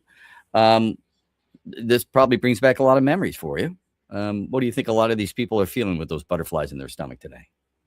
Oh boy, it brings back a lot of memories, Shep. It's a time of uncertainty, not only in your football life, just life in general, right? You've lived in this cocoon of, grade school and high school and now college. Your life's kind of revolved around football. And for me, I wasn't a sure thing. I didn't even know if I'd get drafted. So just a lot of angst and not knowing. It was a very unsettled time. I just remember that feeling well, being on the campus of Michigan State and hoping my name got called, but wasn't sure it would. Fortunately, was in the 6th round by the Falcons. But it's a crazy time in your life for sure. So knowing that, sometimes it comes with disappointment too, right? Because there's certain expectations. What is it that these kids have to prepare for just in case too, do you think? Well, we've all seen it, right? We've seen the fall down the draft board. We saw it with Sanders recently. Brady Quinn had a precipitous fall down the board where they thought. And then you just have some guys that, are projected to be, 2nd, 3rd, 4th round picks, and maybe they fall out entirely. And so you never know. And it could take, a little baggage. Somebody uncovers a little baggage, and next thing you know, you're falling like a rock. And sometimes they're right, sometimes they're wrong. There's plenty of undrafted free agents that have played in the league a long time. So it's not an exact science. And I think kids just have to understand that, hey, whatever happens on draft day happens. And it doesn't matter what you picked. If you're a free agent, a first rounder, when you get to camp, it's hey, can you play ball?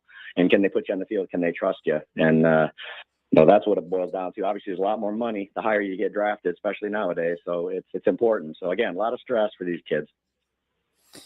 Mitch Lyons Wealth, joining us here on X's and Bros. Of course, played in the National Football League as a tight end with the Steelers and the Falcons.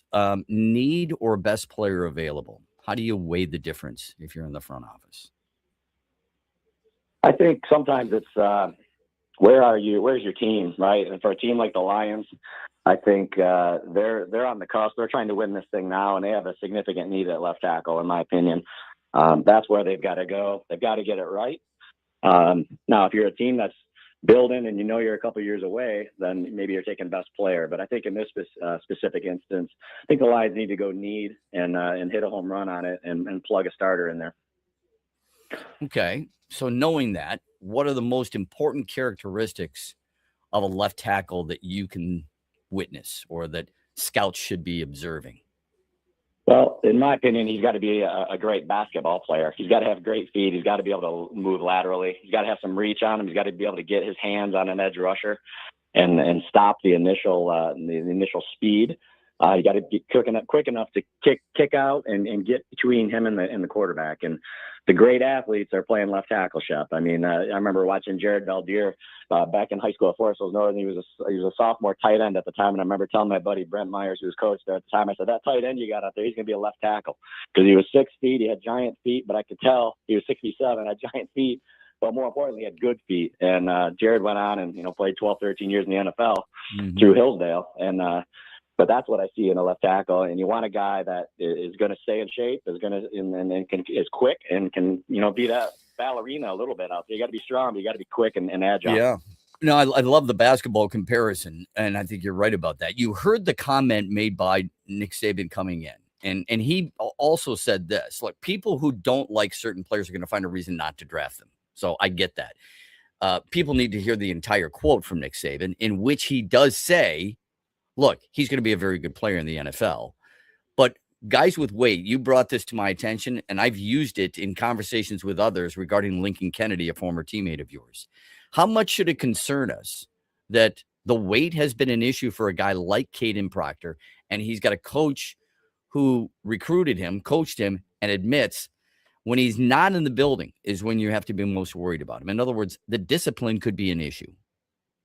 Shep, I've got alarm bells ringing all over the place on this one. Yeah. I really do. I mean, I think if you're going to hand millions of dollars, and more importantly than that, you're going to place Jared Goff's backside, blind side, and you're betting on this kid to do it, and you have to worry about whether he's taking care of himself when he's out of the building. I mean, you're out of the building a hell of a lot more than you're in the building when you're an NFL player, even though there's a lot of hours involved. And then, like I said with Lincoln, I mean, there's a lot of time to eat and gain weight. And if you've got to worry about that, that is just not a wagon I'm hitching to for the next 7-8 years. And, I think if there's a comparable player and they can get somebody else, and I've heard some other things in terms of, maybe he doesn't really have an appetite for the game, away from the game, doesn't watch a lot of football. That scares me. When you're getting asked to compare yourself to somebody else that you've watched and you say, I don't really watch football, that scares the heck out of me. And I'd heard that about him. So I've got red flags all over. I think what a lot of people are looking at, this is ironic. The last time the Pistons won a home playoff game was 2008. They drafted 17th that year, and they took Gosder Sherrills out of Boston College as an offensive tackle and played him at right tackle. This year, of course, the Pistons won last night, first home playoff win since 2008. They have the 17th pick, and most people think they're going to take a tackle. Where else could you see them going? Because I wouldn't mind if they drafted the kid out of Penn State, Viveka Oyane, if he were playing guard for them. Do you envision something like that, or is that ridiculous to think about? I don't know. I mean, I guess it depends on how much faith they have and who they have in between those four walls already at tackle, right? Yeah. If they've got a lot of faith in Borum, or they know they're going to move Sewell over, and they're going to play it close to the vest. They're not going to announce what they're thinking, obviously, prior to the draft. But maybe they know more than we do, Shep. I suspect they might, as much as we'd like to think otherwise. But again, if the tackle's not there that you love, and you don't think you got a guy that you can plug in and start there, then maybe you look elsewhere. Or maybe you move up. Maybe you go get the guy you want. And so it'll be interesting to see how it plays out tonight. Now, Gosder Sherrills didn't exactly hit a home run with him, as I recall. So those parallels maybe are not that important, I guess, or I hope not. Well, and it's obviously a different regime, so we're all thankful for that. Matt Millen, yes, we see you are. later. Don't ever need to It's go through that. Matt Millen, right? Yeah, right on. So the Lions have always been a team, a franchise under Brad Holmes that keeps things close to the vest, and there is so much pouring out that Caden Proctor is a guy that they really like. How do you decipher between what's real, do you think, and what is planted when it comes to the NFL draft? I don't think these GMs that are reading about other teams would believe anything. I mean, you don't want anybody knowing what, it's like poker. I mean, you don't want anybody having any inkling what you're holding, right, or where you're going. If they really are coming out and making it sound like they're taking them, that's probably because they don't want other people finagling to try to get around them to get somebody else, or so there's a lot of moving pieces, and no one's playing their cards ahead of the draft. So there's a method to their madness, and that's why it's fun to watch. I mean, there's not a lot of necessarily marquee players, and quarterbacks and wide receivers, maybe that like past drafts, but I love watching the mechanics of the draft and how people move up and down and make trades and try to fool people and get the guy they really want. If I gave you the option that the Lions would trade up, trade down, or stand pat, what do you think would be the answer and why? Well, it could go either way, right? I mean, if they got a guy in mind and it gets to their pick and they think if they trade down a couple picks and they can still get the guy they're going to get at 17 because they think they know what the two teams are taking after them, then it makes sense to trade down. If you think somebody's going to take the guy you really want and you think he's the difference maker that's going to put you over the edge, then I think you got to go get him. Obviously, there's a cost to that, and does that outweigh it? And I'll leave that up to Brad Holmes. But I think it could go either way. It just depends on what you think those teams around you are going to do and who you ultimately want. Who's that guy you want in your war room with you on Sundays? And if you can go get him and maybe got to pay a little extra, or maybe you can finagle it and get an extra pick to slide down and still get the guy you want, that makes all the sense in the world. Is there a particular player you like at 17 for this team for tonight? And if so, who is it and why? Yeah, I mean, from an athletic standpoint, I like Freeling. I don't know that he's going to last that long. I mean, I would rather get a guy that's maybe a little lighter in the pants so you don't have to wait, or hope that he stays in shape and keeps his weight under control. He's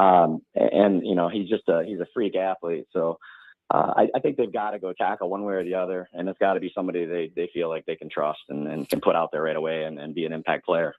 Mitch Lyons Well joining us here on X's and Bros, the former NFL tight end, former Spartan tight end. Get their Roth blueprint offer right now at MitchLyonsWealth.com. Call and speak with a pro at Mitch Lyons Wealth to see if a Roth conversion makes a lot of sense for you. Speaking of conversion, Penei Sewell, right tackle to left tackle. How much is that in their mindset that we draft a guy who has experience at left tackle and or right tackle in case we want to do what we want to do with Penei Sewell? In other words, Blake Miller's a guy who's had 54 starts and over 3,800 snaps at Clemson at right tackle. He's a plug-and-play guy at right tackle, and you can move Penei Sewell to left. Monroe Freeling out of Georgia is a left tackle, by far a lot fewer starts, of course, 18, but a hell of a player. And you could keep Penei Sewell at right tackle. How much of a factor is that in their decision-making tonight, do you think? Well, I think it's a huge factor, and I'm sure those conversations have happened with Penei too. Hey, what's your comfort level if we slid you over? But again, Shep, they're not going public with that, right?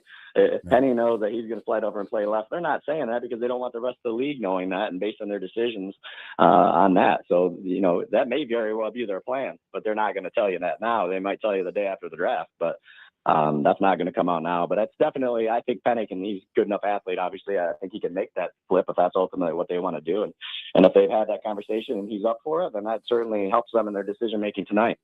One of the things I've enjoyed talking with you about is that so many people get caught up in round one, but there's 7 rounds. The Lions have 9 players, and you can get better in things other than round one, in rounds other than just the first round. Look at Tate Ratledge a year ago as a second-round pick. From your knowledge, what are teams doing, mocking all these different other teams in these drafts and constantly? And the focus has to be on more than just the first round. How does that whole process work? Well, it's like anything. It's like getting ready for a game, right? You've got to go through all the different scenarios and how things could play out and knowing that, hey, if this guy's off the board, where are we going there? Or, hey, if this guy slides down, you got to have all those contingencies planned for. And it's you're repping that as a GM and the staff. You're repping that over and over and over so that because you don't have all day to make the decision, especially as you get past that first round, things speed up a little. So you need to know where you're going with that next pick. But you're right. I mean, you build championships with those 2nd through 7th rounders. And you're going to find some guys in those rounds that maybe should have been taken higher, right? We've all seen that. You're going to sometimes miss on the first rounder that maybe you shouldn't have taken at all. And so they've done a pretty good job. I think that's what's kind of separated them. They went out and got some really good players in those 2nd, 3rd, 4th, and later rounds that have been contributors, be it on special teams or an Amon-Ra kind of guy that just stepped in and was a home run from the get-go. So hugely important. Who's your favorite player and which player scares you the most who have first round grades? I mean, I know that people don't love a running back, but I think Jeremiah Love is going to be a home run. I think he can just do it all. I think he's very electric. I think he's going to step in and be a Gibbs and one of those kind of guys in the league. So he's a pretty exciting. Whoever gets their hands on him. And just as a Lions fan, again, Proctor scares me. And just from that issue, I don't want to go into a season wondering if this guy's going to stay in shape. I don't want to count on him for a 10-year career and he's going to always be injured because he's not in shape. So and it's not just him. Anybody that has those, has that story, that gives me pause. Not only as a fan looking at it, but as a teammate, man. That's not the guy you want to see. I remember coming in the spring after my rookie year, and Lincoln Kennedy comes in and steps on the scale, and he's 416 pounds. You can't play NFL football at 416 pounds. 416? 416 pounds. I couldn't believe it. I watched the scale, and I was like, whoa. So that's damaging to career. Now, to his credit, he played a long time, but was he anywhere near the player he could have been if he didn't have to battle the weight loss or weight issues? So it's that scares me for sure. Yeah, once bitten, twice shy. I totally get it. Enjoy the draft tonight. It's in Pittsburgh. They will represent well. Is there a more rabid fan base in the NFL in your mind than Pittsburgh? The Yinzers are something special. I love my time there, and I wish I could have played my whole career there because it's a fantastic fan base, and people don't move to Pittsburgh, man.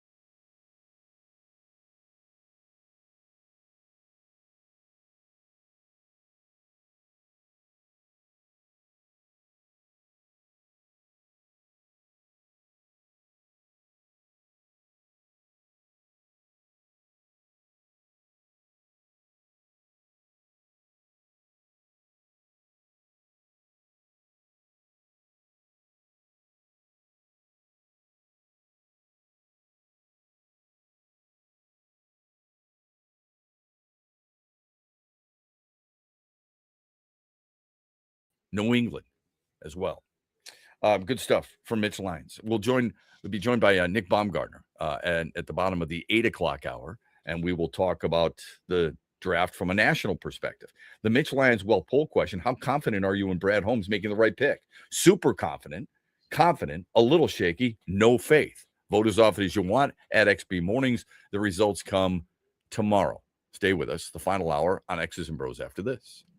You've worked hard for decades saving in pre-tax retirement plans like 401ks and IRAs, saving on taxes now. But as your retirement now approaches, you're going to get taxed at rates you have no control over. Hi, I'm Mitch Lyons, founder of Mitch Lyons Wealth. Your 401k balance isn't worth what your statement says. You could lose thousands of dollars to taxes, and those distributions can impact other areas of your retirement like Social Security and Medicare. Could a Roth IRA conversion be of help to you? You've probably heard of Roth conversions, but it can be confusing. Should you convert all at once or over time? Where should you pay the taxes from? How do you know for sure? Get our free personalized Roth Blueprint analysis today to find out exactly what makes sense for you. Your Roth Blueprint could potentially increase your lifetime wealth by thousands of dollars. So get your free Roth Blueprint today. Text Blueprint to 844-867-8335. That's Blueprint to 844-867-8335. Or go to MitchLyonsWealth.com, your best game plan to protect, grow, and win retirement. Hear that? That's the sound of saving a good deal more when you shop with M-Perks at Meijer. Some delicious Cosmic Crisp apples, money saved. Meijer Essential Paper Towels, that's money saved. Savings, savings, savings. Because every dollar spent is also points earned in MPerks, which you can use to save on your next grocery trip or up to $1 off per gallon on your next tank of gas. At Meyer, we work hard to help you save a good deal more for a whole lot less. That's bringing more good to life. Exclusions apply. See mperks.com for details. Motown Legends. TNT together again. Temptation. Four tops. Saturday night, May 9th at Soaring Eagle Casino and Resort. Tickets start at $55 and on sale now at the box office at etix.com.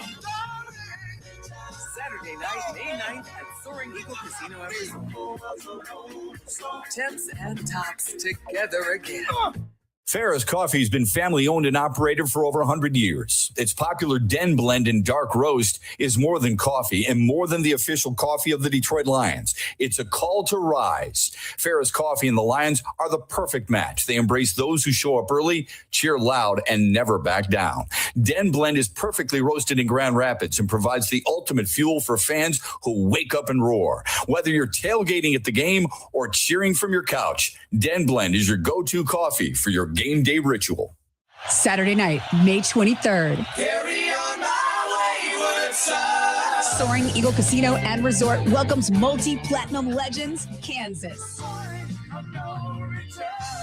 Tickets start at $60 and are on sale now at the box office or etix.com. Just in the wind. Don't miss the best of classic rock. Kansas returns to Soaring Eagle Saturday, May 23rd. SoaringEagleCasino.com.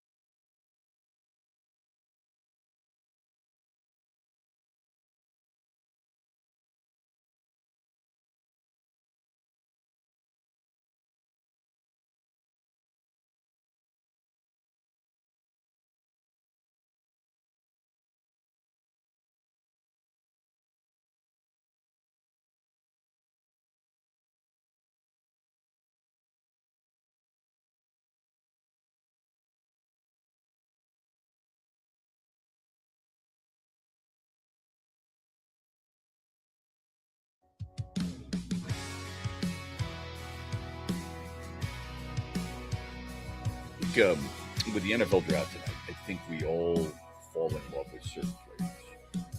I do. I hope you can admit it. There are certain guys you want. Certain guys you want for your team, right? And I think that can be a dangerous thing. Not always, because if it's a for sure first rounders, not everybody's right, by the way.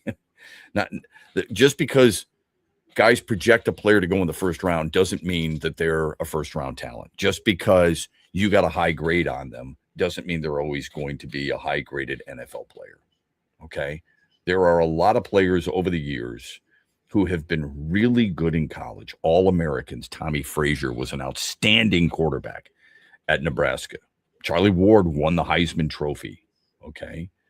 There, I don't know about the way back in the day, the black and white photos. Was Maurice Claret one of the better running backs you've seen?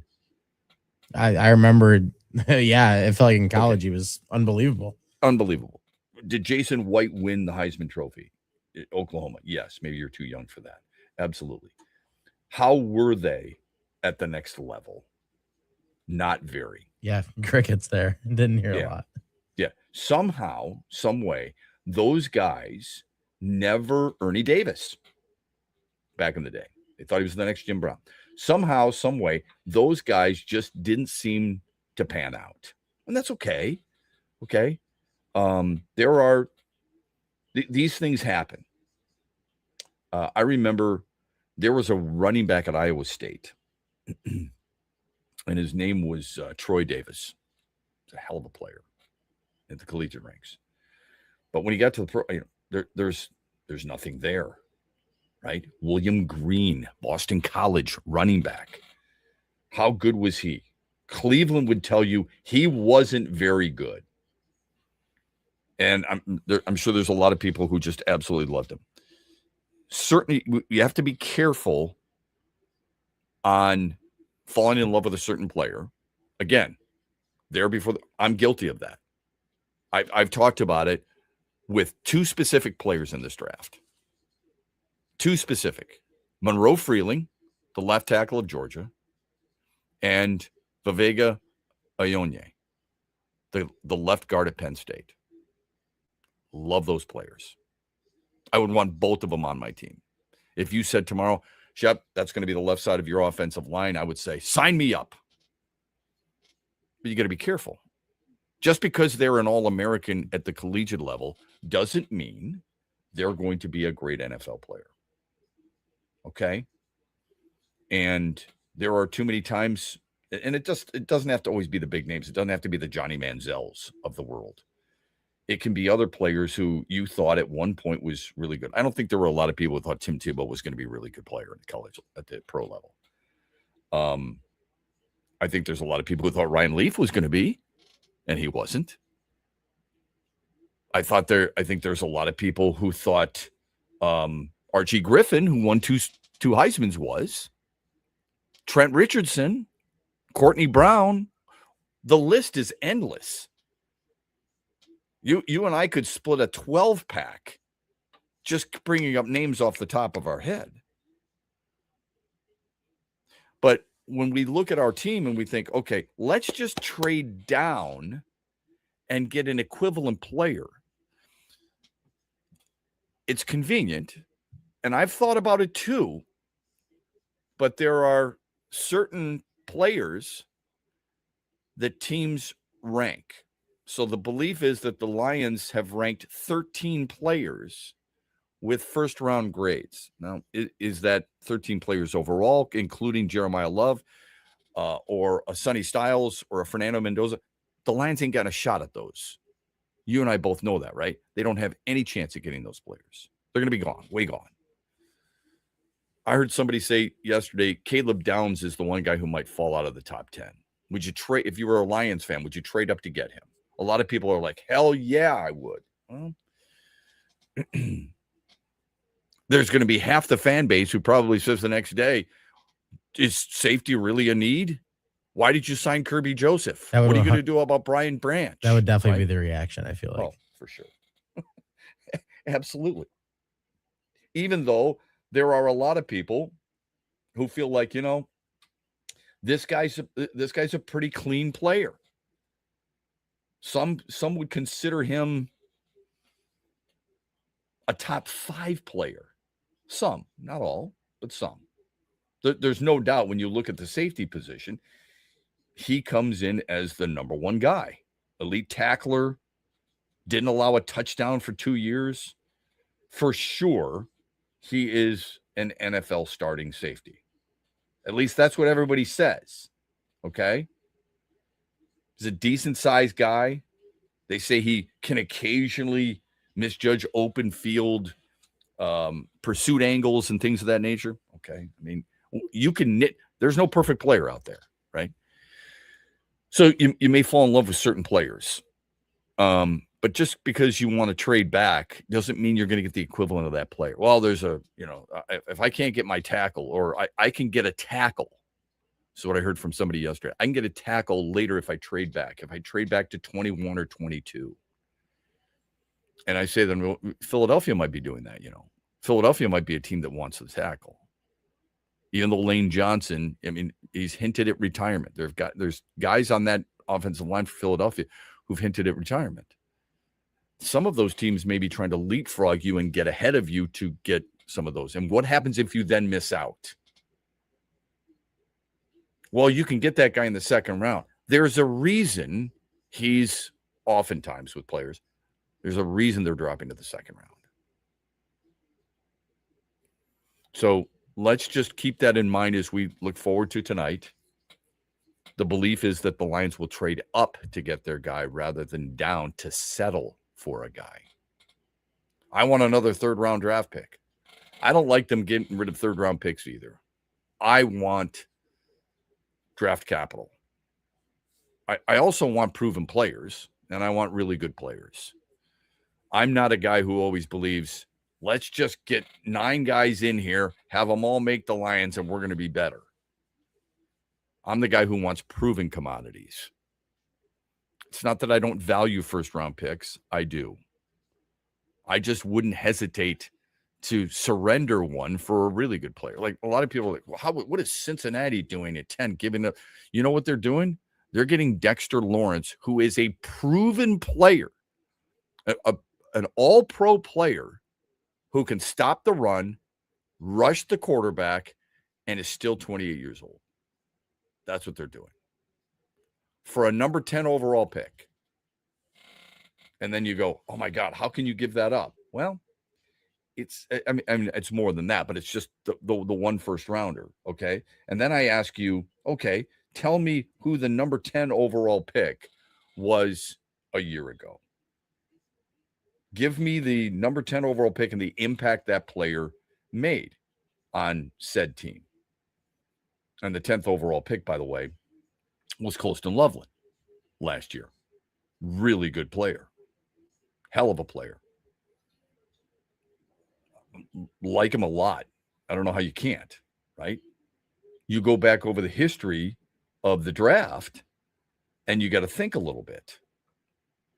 Because the year before was his quarterback in college, J.J. McCarthy. Shep, that's on that team. That's a stupid pick and so on and so forth. That team drafted for need at the time. And they used the 10th overall pick to do it. The year before was Darnell Wright, an offensive lineman by Chicago. And he's been a good player. Okay. The year before that was Garrett Wilson by the Jets. And he's been a really good player. But I believe, is he still with them or did they trade him? I thought they traded him. Yeah, I'm not sure what happened with him. I know he kind of was injured a good part of last season, but yeah, so I think they traded him. You're getting a proven player with Cincinnati. I'm not saying the Lions should not consider trading back at all. You just got to be careful on who you're targeting compared to what they're targeting. At 17, you're hoping you're going to get one of the more impactful players in the entire draft. And considering the run on offensive linemen, and if that's where you're going, you better stay put or move up to get that impact player. We'll get your thoughts on, I'm going to give you the one pick tonight, a pick tomorrow, and 1 pick over the weekend. Think about it for a minute. Join us. Brought to you by Avello Airlines. Stay with us. In the den. DraftKings Sportsbook is an official betting partner of the NFL. Download the DraftKings app today. Use the code HUGE for a special offer when you sign up. That's code HUGE only at DraftKings Sportsbook. This is Matt Shepard. The Tigers had some feel-good moments to even up their series with Milwaukee. Spencer Torkelson, the subject of a lot of criticism, homered for the first time this season to set the early tone. He took a 95-mile-an-hour sinker 400 feet over the left center field wall. The last time it took this long for Torkelson to collect his first home run of the season was 2024, when he ended up hitting a career low 10. That year, he didn't hit his first bomb until game number 40. Kerry Carpenter got back on track. He belted his 5th homer of the season, and Casey Mize continues to dazzle early. He allowed just 1 run and 3 hits while striking out 7 in 6 innings to earn his second win. The right-hander has now allowed 1 run or fewer in 4 of his 5 starts. His strikeout per 9 is almost 10 per game, by far and away the best of his career. This is the way this team is supposed to play. It's a welcome sign for sure. Hear that? That's the sound of saving a good deal more when you shop with M-Perks at Meijer. Some delicious Cosmic Crisp apples, money saved. Meijer Essential Paper Towels, that's money saved. Savings, savings, savings. Because every dollar spent is also points earned in M-Perks, which you can use to save on your next grocery trip or up to $1 off per gallon on your next tank of gas. At Meijer, we work hard to help you save a good deal more for a whole lot less. That's bringing more good to life. Exclusions apply. See mperks.com for details. Where are you watching the Tigers this year? Superfly Hayes here for Detroit Sports Net. Sign up like the Ute Show did with the Detroit Sports Net Tigers Wings package. Subscription info at tigers.com and MLB.com.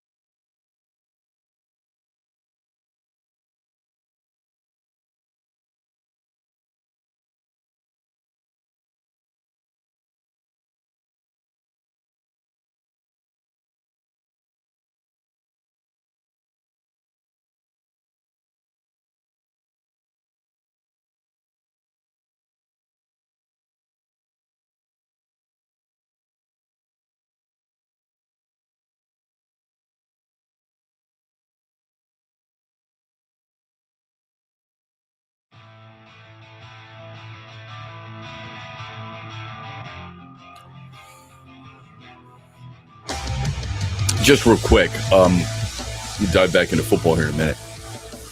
You know how there are certain teams you enjoy watching play? Certain players, right? I mean, Kevin McGonigal comes to mind. I mean, you love watching that guy play the game of baseball. It's awesome, right?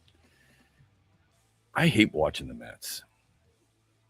They just they don't play hard. And they snapped their 12-game losing streak last night with a win over the Twins. Yeah, it's finally over. Yeah, I just don't like watching them play. I think they go through the motions, and it bothers me. Just had to get that out of the way. The Lions are one of those teams that are once again being talked about in trades up scenarios in tonight's first round. People have talked about connection with the Rams. I don't think the Rams are looking to trade up, but I think people are looking to get to 13. Kansas City, who's got the number 9 pick, might move down. People are trying to get to number 9. Dallas, from all indications, and they've got 2 first-round picks, would possibly like to move up. That's the belief. Houston, New Orleans, just a couple of other teams that are also included in there. I always wonder if it's for a specific player or because they're worried about specific runs on the player's position that worries them the most. Okay. The trade-up scenarios has been Caden Proctor. Brad Holmes has admitted, well, I shouldn't say he's admitted. By his actions, he's admitted. How's that? That this time of the year, he'll go up and get his guy. He's mentioned that before. I'm going to give you one player tonight. I'm going to give you one player tomorrow. And I'm going to give you one player on Saturday. Doesn't have to be the 4th round pick. Could be the 5th round pick. Could be the 6th round pick. I don't care. Give me 3 players you want to see the Lions take. Here's mine. In other words, I guess I would say this. The first 3 picks, if they went this way, I would be happy as a pig in slop. If you told me the Lions get Monroe Freeling in round 1, Gabe Akis in round 2, he's the edge rusher out of Illinois, and Bud Clark, the safety out of TCU in round 4, which might be a little bit of a stretch. Marlon Klein in round 5 is one of their picks because I think they need tight end help. And, you know, for me to project, and that would be one of the 2 5th-round picks they have. They have 2 5ths. They have 2 6ths as well. And you told me that at some point, maybe Klein, the 2nd 5th-round pick, or I don't care if he's the 1st 5th-round pick. If you told me you could get a guy like Ephesians Prysock, he's the corner out of Washington, who's got a really good reputation, and you got him as a 5th-round pick, I could not be happier based on the scouting reports and I'm not going to claim to have watched a bunch of film on Prysock, but based on some of the film we've watched on other players and the scouting reports, I would be incredibly moved emotionally if the Lions were able to get those players. But I just want 3 from you. I went a little bit deeper and went 5. How would you? Oh, and by the way, and if in the 6th round they got a kid like Aiden Fisher, I'd be super happy too. All right. I know a lot of people have talked about a quarterback, Cole Payton. I don't think he's going to be around in the 6th. I don't think Drew Aller will be around in the 6th. I'm not a big fan of Drew Aller either. If you want to address that position, go right ahead. Quite honestly, I don't give a rat's ass who you take as a quarterback if it's later in the draft. But I do think it might be a little bit of a waste of a pick. I've gone over that before, so I don't necessarily have to get into that anymore. I am hearing, I will tell you this, if it's not Akis, the edge rusher from Illinois, there is another name associated that Brad Holmes supposedly really likes, and it's Malachi Lawrence out of Central Florida. I don't think he'll be around in the 2nd round at 50. He may be around in the 2nd round at the beginning of the 2nd round, and maybe Detroit trades up to get him, but I don't think he'd be around at 50. Who, if they stand pat, 17, 50, 118, who do you want to see him take? It's actually funny you mentioned Malachi Lawrence because I kind of had him as a potential in my second round, but I felt the same way. He's probably not going to be there. But yeah, he's really tough against the run, and he's a really skilled pass rusher as well. Yeah, for sure. But he's a little bit older. He's not super old. He's 23 years old. So who cares? At 17, I feel like it'd be ideal if they got Spencer Fano, the offensive tackle from Utah. I don't know if he'll still be there. If he's not, I would say that I would want Blake Miller out of Clemson. He graded pretty well in a lot of the drafts, combine stuff. So I feel like he'd be somebody that you would want to look for. As you mentioned, Malachi Lawrence would be the guy that I would want in the second round, but I don't think that he's going to be there. So I don't mind them pairing up Wolverines in the end. I think if they go for Derek Moore, the edge rusher out of Michigan, I think that could be a decent pick in the second round if he ends up still being there. He had 10 Are you sacks saying that last because year. you like him or because he's a Michigan? Because I like him. I think that he'd be the 10 sacks last year. I mean, he was constantly a problem and played in the Big Ten, which has been a pretty good conference the last couple of years. Yeah, it's been the best conference, but as long as you're saying that objectively, I just don't want the whole emotion. Hey, go Blues! Yeah, so right. Let's get this guy. No bull Totally crap. get it. Okay, Totally you get don't it. do that. Okay, go ahead. Yeah, Otherwise, absolutely. JJ McCarthy would be a lion. Go right. And then in the third round, if I had to pick, I would, if they go offensive tackle in the first round like that, probably would want them to keep going along the defensive line to keep getting help there. So I've been looking at the Chris McClellan out of Missouri. Seems like a guy that could be there at that point. And if not, someone else around that point would be great. If I feel like that they just keep helping the defensive line, that'd be good. I didn't take as deep of a dive as you and keep going rounds past that, but I do like Marlon Klein as a tight end coming in that fourth round or fifth round, wherever he might fall. Yeah, and in case people are wondering, Chris McClellan's a defensive tackle out of Missouri. Yep. All right. So just someone else in the defensive line to keep shoring it up. I think. Yeah, he checks a lot of NFL boxes. For sure. Does. Okay. And a guy who has played an awful lot, was a backup at Florida and then went to Missouri. So that's kind of I think there are some people who project him as a rotational defensive lineman. I think the secondary needs to be addressed. I'm not saying you're wrong about the DT, okay, because you can always use depth there, no doubt. In your first three, and then you said Klein, who could be 4 or 5. There has to be they have to adjust and address some of the things in the secondary. I totally get they've it. Signed a ton in free agency. I do love Bud Clark. I think that'd be a great pick in the third round too if it came to it. It really just depends who's the heir for me at that point, because I think at that point you want to select the best player available, not just the need. But yeah. So, but and I'm probably wrong here, by the way, because I don't think Bud Clark will be around in the fourth round. I think he's more of a third round guy. Yeah, third round. That's what I'm saying. If they can't get the guy that I would want at that point, which is the defensive tackle, I feel like I would lean towards someone like that in the secondary. Yeah, he's a really good player. All right, we're talking about a guy 35 pass defended, 15 interceptions, which is fourth most in school history, against a defense that has been very reputable. So I like him. I think he's really good against the run. He's really good against the pass. But I doubt he'll be there in the fourth round. I'll guarantee you he won't be there in the fourth round. You would have to trade up to get him. So that was probably an unfair pick on my part. But we'll soon find out, okay? NFL draft is tonight, 8:00. And Nick Baumgartner will be there in Pittsburgh, and he's going to join us. Nick Baumgartner of The Athletic will talk to us about what he sees as a possible run on and a possible trade scenario and a whole lot more, because he's followed this as closely as anybody. He joins us on the other side on X's and Bros. We're brought to you this hour by Avello Airlines and AvelloAir.com on a Tullymore Thursday. Hear that? That's the sound of saving a good deal more when you shop with M-Perks at Meijer. Some delicious Cosmic Crisp apples, money saved. Meijer Essential Paper Towels, that's money saved.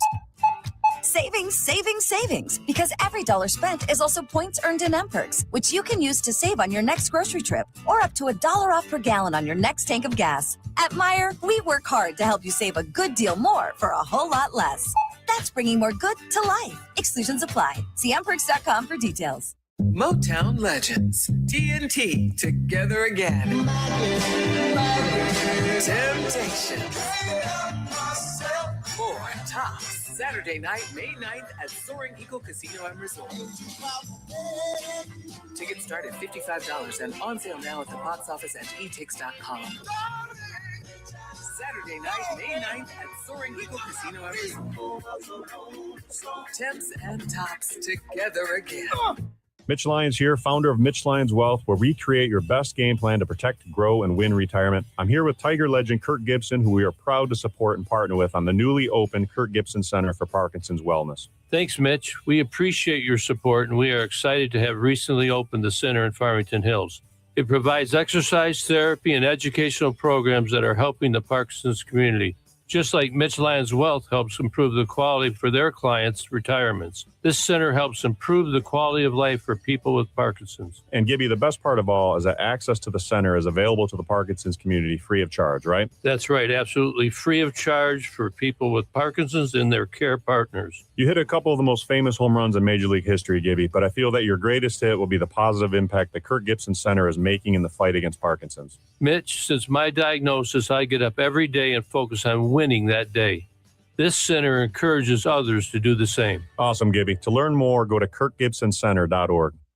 Make sure you listen weekly to our Moving Ferris Forward interviews with Ferris President Bill Pink and other leaders who are moving Ferris forward. Find out more about Big Rapids and Ferris and what they have to offer at ferris.edu.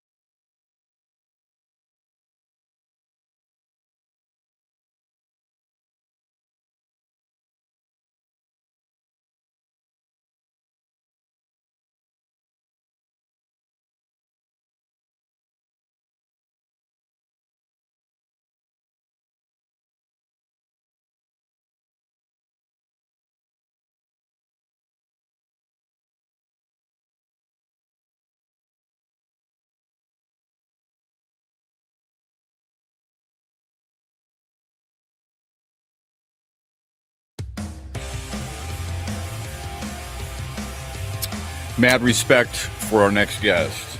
Nick Baumgartner, I've known for a long time, was incredible as a Michigan beat writer and has made his way up the food chain, and for good reason. He's now national football writer for The Athletic. I loved his tweet earlier today. It said, it's a beautiful day for your team to crush your hopes and dreams and sell it to you as salvation. It's fantastic. Hey, Shep. Merry Christmas, Shep. We're here. Yeah, same to you. This is such a hard time for you and your colleagues. It really is, because I mean you're chasing down so much. So thanks for some time here. What's the biggest, just in your thoughts? And I've watched a lot of your videos. It's great stuff. Can you tell me the most, I hate to use this phrase, but the most for sure thing in the draft, and the guy who scares you the most, who is viewed as a first round draft pick talent? Yeah, that's a great question. I think for me, there's a lot of defensive guys that are pretty close to for sure. I look at a guy like Caleb Downs from Ohio State, and I can't see a world where he's a bad NFL player. I think he's going to be a difference maker pretty quickly in the NFL. A lot of those guys defensively like that, I think those edges are going to be pretty good. But the safest bet, the safest pick to me is probably Mendoza at the top with the Raiders. And I say that because he's not I don't think he's going to be an elite quarterback like Mahomes or something, but I think he's going to be a lot like Goff. I think he's going to be a guy who, if you protect him and you do what you need to do, he's going to be mentally tough enough to get through it, and he's going to be there. And, it's not, if you don't make it, it's not going to be on him. You know what I mean? You're going to need to build around him. But I think he's tough enough to handle the ups and downs of the rebuild and all the struggles that they're about to go through, which is not always what we see in young quarterbacks. So I think that's actually a pretty safe bet there at the top in Fernando Mendoza. That's interesting. I viewed a guy like Jeremiah Love and a David Bailey. Bailey's one of my favorite players in the draft. What about the guy who scares you the most? And for me, it's Caden Proctor, who you've tweeted about, and I want to get to that here in a minute. But anytime a player has trouble with weight, it scares me a little bit. Mm-hmm. Yeah, there are two guys. One is Jermod McCoy, the kid from Tennessee, who hasn't played much, or he didn't play at all this year with the knee, the cornerback, who's just a phenomenal talent, but we haven't seen him. But the bigger one really is, for me, it's Proctor. And I think for a lot of teams, it's Caden Proctor. And I do wonder if that's why we've seen a lot of noise about, hey, the Lions love this guy. Is it on purpose? Because he's a pretty polarizing guy that you could see a team really liking, and you could see a team faking it out because he's very inconsistent, number one. On the field, he's young. He's got maturity issues. He's got to grow up, number two. And then, as you said, Shep, anytime you see a guy in football who's like over 6'7" and over 350 pounds, you're worried about weight and weird injuries. And number one, it's like, is he going to be reporting every August at 410 pounds and we're going to have to fine him all the way down to 350 every year? Is he going to have a bunch of joint problems because he's so big? Like, there's all the things that we could say that he could be a complete freak and a mutant and like an all-pro player. We could equally say he could also just be hurt, injured, and never available because he's that big of a man. So he is a very polarizing prospect. There are some people that are going to absolutely love him. One of the best talents in this draft, and there's some that are going to not even have him on their board in the first round. I have no idea where he's going to go, and I think that he's a little bit of the chess piece that we're seeing movement, or at least chatter on right now at all. Yeah, I love what you tweeted about a half an hour ago or so. You said, so the Lions have either played horrible poker or have successfully lied to insiders regarding Caden Proctor, as this would be the first time in the Brad Holmes tenure that word leaked about who he liked or didn't like. How do you weigh what a team needs and what a team has done in the past and maybe changing their way of doing things as an insider? That is a great question. And I think in this year, that's why it's interesting to me, and why. And past years, I wouldn't have believed this at all. I'd have said, no, somebody's lying to you. There's no way. Brad Holmes, they're not going to leak anything out. No matter what. Even if they're playing a game, they're just not going to do it.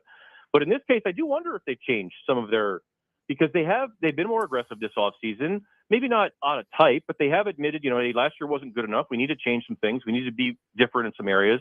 But then I go back to the original, with Brad Holmes, what's Brad Holmes' superpower? What got him to the dance here? And it's the draft. And I can't imagine he is changing much because their draft has worked.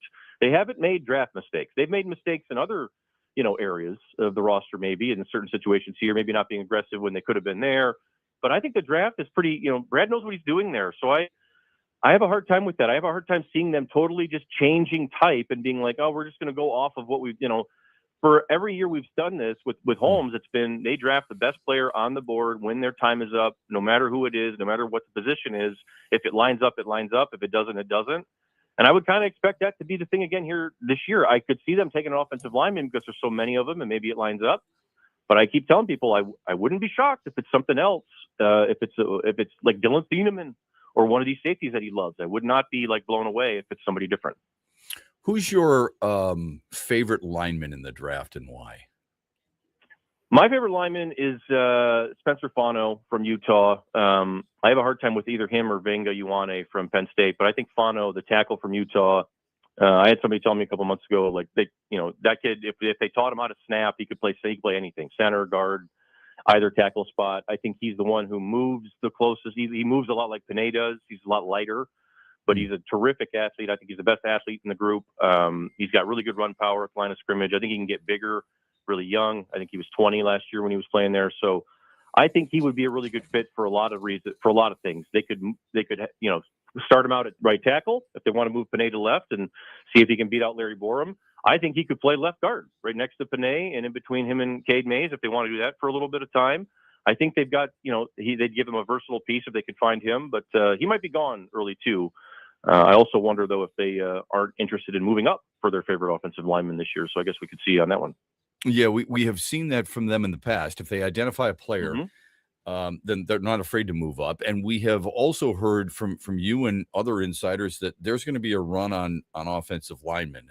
Is this one of the better offensive line drafts that you've seen since covering the National Football League? At the top, for sure, it's pretty thick. At the top, it's good. And I think that the tricky part with this one and why there's going to be a run is, especially with the tackles, there's probably 7 tackles that I think are going to have first-round grades.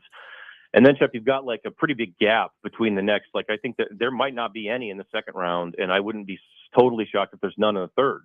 You might have to wait till day 3 for your next tackle. So the gap between that first tier and the next tier is pretty wide. So I could see that. Yeah, there's 7 guys up there, all the way down to like Blake Miller and Maxi Hanachor from Arizona State. I think they all have starting potential in the NFL. They're all big enough, tackle bodies, all that stuff. You've got, freaks like Proctor and everything else. So there's something for everybody. And a lot of teams have waited on that too. A lot of teams need tackles. So I definitely think that, and I wonder if that's part of the change with Holmes. Are they leaking out information, trying to jockey stuff that's wrong, trying to get other people to jump up and move the board and push guys down to them? The other teams do that. I don't know if the Lions have done that in the past, but maybe we could see them doing that here. We're talking with Nick Baumgartner of The Athletic, who's been in demand greatly. It wasn't just, but earlier this week, I believe that you were on the Monumental Sports Network. You were talking about the Washington Commanders, and you were in the background braggadociously at the Millington Cardinals. So hats off to you, by the way. Which team will be able to benefit the most? Because you have 6 teams who have 2 first-round picks this year. Who do you think can improve their team the most in this first round tonight? Yeah, great. I think it's either I like Dallas or the Giants, and it's probably the Giants. I think the Giants have done such a good job here, underratedly so. As much flack as Joe Shane has gotten, and rightly so, they've made some mistakes. They have drafted pretty well. They brought in some nice talent, especially on the defensive side of the ball. I think the under talked about thing in the whole John Harbaugh job hunt, the Giants job was an attractive job. I think he attacked that thing immediately. Yeah. There's a lot of ability on that roster. And if you hit this here now, after you made the move with Dexter Lawrence, because that was a great trade, you get the 10th pick in addition to 5.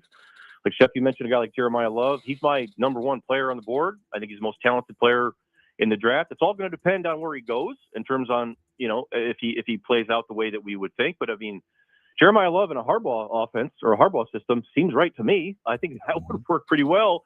And then if you can add to it with the 10th pick, maybe you get a guy like Caleb Downs or something. And then I look at the Giants as a team. We talk about them a little bit, maybe like we talked about the Patriots last year, a team that surprises people and makes a run. And we look up and say, oh, wow, they flipped that thing pretty quickly. I think they have a chance to come out of this looking very different and thinking differently about themselves. When you look at this draft overall, I mean, so many people feel like first-round picks have to hit, and I'm one of those guys. Yeah. Do you think it's a deep draft for teams that also have to get better in the second and third and the fourth round? How do you view the draft overall, and where is its biggest strengths, do you think, from a totalitarian part of the draft, not just one position. Right. Yeah, it's not deep like everywhere. There are some spots where you're not going to be able to get as much, so you're going to have to go earlier. I do think we'll see some movement, maybe like we said, the runs on the tackles, some trades maybe in day 2. But there are some positions that are extremely deep, and I think that that aren't always. And I think for some teams that are smart about it, this is a good year to sort of build out the rest of your roster, because I think you could find starters in I think you could be able to find a starting safety, starting linebacker, starting tight end, maybe a starting offensive guard, somewhere in there, probably even an edge on day 3. And I think some of those positions like safety, tight end, we can even go deep into day 3, and I think you still find some value. The tight end position is as deep as I've seen in quite a while, and I think that you could probably even argue some of the guys that are going to be UDFAs are going to have a chance to at least do something in the NFL. Like, this is a really good group there. So it's a good group, or it's a good draft class for depth pieces on defense, and then like spots that we don't normally talk about on the positional value chart. Not great for the running backs, not great for the quarterbacks. The receivers we've seen better. But the rest of those positions, I think there's depth there on day 3 for teams that are smart enough to find it. And that's why I'm curious to see if Holmes just sticks. He's got the 6 picks on day 3. I think they could find some good players down there. Do you think most teams do best player available, or do you think they draft by need, or do you think it's a combination? I think everybody nowadays tells themselves they're going to do best player available, and I think that the teams that actually stick to it are not few and far between. I would say it's probably about half. I think it's very inconsistent. I think you see some teams, they want to do it, and then they get to the 11th hour and they talk themselves out of it, and they talk themselves into something else, or, hey, we just really need this right now. We need to have a tackle. We can't go on without it, right? And it's like, I always advise against that. You've got to stick to what your board says, and you have to make it work. Like, a need in the NFL is only a need if you need it to be. You can change things. You can make it work. Like, the Ravens are the team that I point to forever. The last 20 years, I feel like they're the most consistent at this. They just sit there and take the best player. And if they have to change what they're doing around that player, they will. And I think that's what you do in the NFL for the most part. You find your pillars, you put them in the ground, and then you sort of morph around them as best you can. And I think everybody wants to do that, Shep. I just don't think everybody can. Sometimes it's the owner poking their head in and saying, we're not doing this. We got to take this or the fans are going to kill us. And that is still a thing, unfortunately. Yeah. That is so well said. So well said. Who's the one player who's better than people are grading, and the one player who's not as good as everybody's grading, do you think? So I think that one guy that I keep going back to is Kenyon Sadiq, the tight end from Oregon. A lot of people get scared on him, and I have him as a top 10 player in this class. I think he is outstanding. I think he could be a guy that one day sort of redefines what we're talking about in terms of a tight end prospect, from all the athleticism and all the things he can do and the spots he can hold and everything else. And then a guy that I would say maybe is overvalued a little bit. It's hard for me to go on this one because it's been up and down, but Ty Simpson, I've seen some people, they want that to be a first round pick. They want that badly to be something that could be, higher on the board. I cannot get there with him or any of the other quarterbacks as first round picks. I'd like to with Ty Simpson. I think I wouldn't rule it out as an impossibility, but just the 1 year, I don't know if I could do it. I don't know if I would trade up for him. I don't know if I would give up assets. I think I would just play it a lot like the Titans played that Levis thing a few years ago, where they just waited, got him in the second round. If it works out, cool. If it doesn't, it doesn't. So I would be very careful with him, comparing him to Jackson Dart, all those things. I would be very careful with that. Yeah, I get that. I don't think any of the quarterbacks are worthy of a first round. Even no, Carson Beck. I've also heard some late buzz. Same thing with him. We've seen too much on Carson Beck. I'm not gonna. You know what I mean? Like, we've seen 3 years of what he can and can't do. I don't think it's going to change now. Yeah, the people who love Drew Aller are just they're just falling in love with. You're wishing. I do like Cole Payton. I don't know how good you think he's going to be, but I do like him. I think he's worth a draft pick mid-round, and I think he could help a team. So with 17, I like Monroe Freeling a lot. I like Gabe Akis in the second round, and I really like Bud Clark. But I don't think you're going to get him in the fourth round. Who do you envision the Lions, if they stay pat, at 17 and 50, do you think?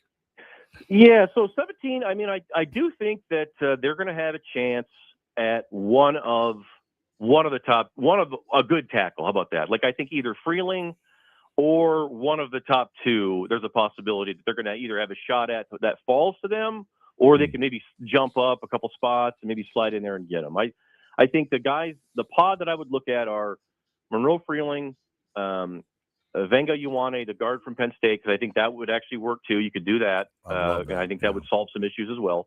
And then if one of those guys, Fano or Maui Noah, starts to slide, if they would maybe want to go get one of those two. Those are the three that I would look at. And then the wild card guys on the other side, because this is a draft where I don't know. I wouldn't rule out Proctor either, right? I think that you could make that work. I look at him a lot like I look at Jamison Williams. I think there's growth that needs to happen there, but if you trust your locker room, I think that you get there. Off of that chart, though, I don't think you can rule out safety. I don't think you can rule out Dylan Thieneman, Emmanuel McNeil-Warren. I think Holmes is really going to like both those guys and have a hard time saying no to either. And I don't think, again, Shep, I don't think you can rule out Sadiq, the tight end. I mean, that would be a long shot, whatever, a crazy one that people would have a hard time wrapping their head around, but he is very, very special.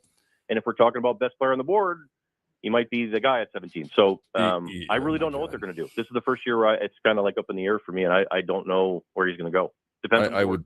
I would say they may have to call on the National Guard if Sadiq is the pick. As good as he is, Sadiq, oh my God. Okay, and what about 50? Am I off on Akis? Edge rusher from no, Illinois? I like him. Yeah, I think he'd be a great fit opposite Hutchinson there. A really good duo with DJ Wanham. I also like Derek Moore from Michigan there. If they could find their way to get him, I think he would be a really good fit. Exactly what they're looking for in terms of a guy who could play second, third down, maybe a little bit of first down. Can you just compare them real quick? Because I know you got to go real quick to a guy you've seen quite a bit, I think, at the collegiate level from Penn State. They've got an edge rusher who I think a lot of people are intrigued by, Danny Dennis Sutton. Yeah, he's huge. I mean, and that's the thing. The Penn State guys, not a lot of production there, but that's kind of the par for the course. Like Micah Parsons didn't have production. Abdul Carter didn't really have a lot of production. Denny Dennis Sutton didn't either. He was a really raw athlete when he came in, but he is massive, like 6'6", 270. Great athlete, a better athlete than Aiden was. And he's got some of the Aiden Hutchinson build and like wiriness to him that you could squint and see some of that. He's got a long way to go. He's got to work on a lot of stuff, but I could see them really, really liking him. Absolutely. Because he is kind of what I think they want opposite Aiden, in a giant big guy who can set an edge and beat a one-on-one athletically if he needs to. So I wouldn't be shocked. I don't know where he's going to go, though. He's one that's tricky for me because he's such a good athlete. I could even see teams at the bottom of the first round being interested in him because he's got so many tools. You do great work, my friend, and I mean that.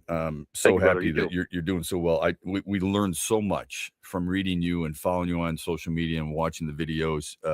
You and Dane Brugler and other members of your wonderful staff. So thank you for all the hard work. Keep up the great work, and thanks for taking some time this morning. Keep up the great work. Absolutely, Shep. Anytime, brother. Take care. All right, thank you. That's Nick Baumgartner. Great dude. Just a fantastic dude. All right, we got to get out of here.